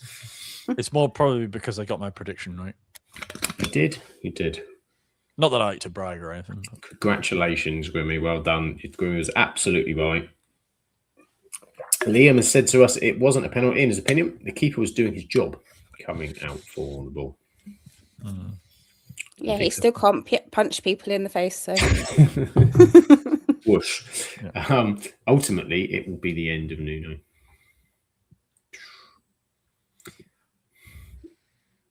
I just don't know what they. Who's the next carousel manager there though? Well, the person that I saw in reports was Bilic. He was in line last time, wasn't he? It's just they just go back to the list. He's a trusted source, isn't he? And he's someone that the fans would get behind. And he's a fighter and a scrapper, and he's been there before. But what was his last manager job? I haven't heard of him so long. Since Croatia, was it? Last time I think I saw him in like an ITV studio at the Euros, like 6 years ago. I don't actually know. What has Slaven Bilic been up to? Yeah, let's have a gander. According to reports, if Solskjaer gets the interim role, he's hoping that if he does a good job, that he'll get made permanent manager further on down the line. So sort of like, if I do well here, I'm basically next up after the next guy, essentially. I'm back again. So, you ready for this? What Bilic has been up to? So he's been out of work since 2024 when he was with Al Fatah of Saudi Arabia. He had he had some time at Watford. And I don't think that went particularly successful. Well, he became manager on an 18-month contract, and he lasted between September and March. So that wasn't great. And then, out of work since August 2024. So it's not like he's been recently manager, and he's not. He's apart from West Ham in the Premier League. He's managed West Brom. Were they in the Premier League when he managed them? I don't know. He led the club to promotion back to the Premier League in the 2019-20 season and was sacked in December 19th. I don't know, though, if that'll end up being the person. I think it's kind of a crazy one if they do, but... It's a feel-good thing, isn't it? Like, we'll see. Yeah. Liam says, didn't Ollie say he'll step down, though? I don't think Ollie will accept it permanently. Yeah, so the report I was reading there, Liam, was if he does well, then he'd like to be considered further on down the line. So not at the end of the season, but essentially if the manager doesn't do well after him, then essentially he'd come in after that and get the job permanently. I think that's what he's hoping for, a permanent opportunity somewhere further on in like a few years' time, basically. Maybe he could but inevitably it goes wrong again. Yeah, he can be like the back call, when everything's going, maybe this is it. People need to get their emergency interim managers for when it's a difficult period, and then like their longer term manager. And then when it goes to rat again, then you call your reliable, trusty 6-monther. Yeah. Consultancy management is the way forward. On these short-term little contracts for you to make your mind up. Maybe that's the way to go. Graham says he wasn't great at West Brom, to be fair. I'm sure there was arguments with the board or something. Yeah, pretty much the case. And they're showing all the midweek games. I love the fact that because they've got all these Sky channels that they have to tell. So if you want to watch Everton Wolves, it's on Sky Sports F1, and of course Newcastle Leeds, Sky Sports Cricket, because obviously, just clearly the case. So they're showing us the table, which currently is the top half, which doesn't really affect anything that happened tonight. So I don't know why we're looking at that, but looking at the bottom half, Forest have gone from 17th to 17th with their win. Both in the same place. Forest 21 points, West Ham 14 points, 7-point gap. And it could be a bit further to those teams above them as well. Yeah. Not good. Not good for West Ham. There you go. No. Well, there we go. Our first 2026 watch along has concluded. Wonderful, wonderful, wonderful. We've gone through it all. We've talked. It's quite good. We managed to get around quite a lot of the teams as well, actually. So we did kind of like a Premier League show style watch along. So I think that was fun. Hope everybody enjoyed that. I think we're doing another one in a couple of weeks for the Champions League, potentially. We've got Inter Milan versus Arsenal, but next week will be the Premier League show in its format of reviewing Premier League games. We're going to go for that next week because why not? So all I have to do really is thank my wonderful co-hosts who have been joining me this evening, having a great time. Grimmy, where can everybody find you? Where should they find you? They should find me on Twitter on Grimmy16, as you can see just below my head. And on TikTok, I am Saint Grimmy. I'm starting to put some TikToks up over the next few days, so keep your eyes peeled for that. And then I'll just be on here like I usually am most weeks. I'm not here next week, but I'll be back the week after that, and normal service will be resumed. Wonderful indeed. Liam says a great live as well. Thank you for joining us, Liam. Appreciate having you with us tonight. And Heather, where can everybody find you? I'm at Heathhog73 on all of the platforms. Since you find it all there, you find me at Sam Absolute FBL on the socials and at Sam Absolute EFL on TikTok and YouTube as well. I'm in the process of finalising off some potential EFL Championship videos, which might be out later in the week, but it's just time dependent because I'm podcasting a lot this week, so it's a lot. It's a lot to do. But thank you, Spinny Fan Chris. Thank you. Have a lovely evening. Take care. And say Archie's in late. Forest dived that whole game. It's not happy. Not happy about it. And yes, Chris, of course, yes, it's the women's tonight, not tomorrow, not the EFL show. That is Thursday. But you know that. It's in your schedule. It's in there. It's sorted. And talking of the schedule and socials, it's here somewhere. So I'm going to find it. Here it is. Yes, the Absolute Football Podcast back for 2026 with our 4 live shows a week, of course. Monday is the Absolutely Non-League show, which was on yesterday, but you can watch it on the channel where we were going over everything on the festive period of non-league. If non-league is your thing or you want to learn about non-league, go and check that out. On Tuesday is the Absolute Premier League show, of course, back with our regular show in our slot of 8:30 next week. And on Wednesday, the Absolutely Women's Football show is back with Freya, Paul and Team Chaos as they talk about all the transfers going on in WSL, WSL2, all the rumours. I'm sure there'll be a rant or two in there as well, and hot discussion points they'll be on about that. And on Thursday, we've got the Absolutely Lower League show back talking EFL Championship, EFL League 1 and League 2. And you've got me back again on that. Sorry about that. I'm back again on Thursday with the team that will be assembled together to talk everything EFL, which will be exciting. 8:30 live for those days. We've got some fun interviews coming up as well. We're recording the first one on Sunday, so that will probably be out some point next week. So keep your eyes peeled for that, which will be interesting. And we are on Twitter, Absolute Football Pod, YouTube and Twitch, Absolute Football Podcast, TikTok, Absolute Football Pod, Instagram, Absolute Football Podcast _ Blue Sky Absolute Football, and Facebook, the Absolute Football Podcast. Everywhere, basically. Just have a look, type it in, and I'm sure that you'll find it. But thank you very much, everybody in the chat. Thank you for joining us for our watch along. Hope you have a wonderful week. We'll catch you soon. Ta-ta for now. Ciao for now.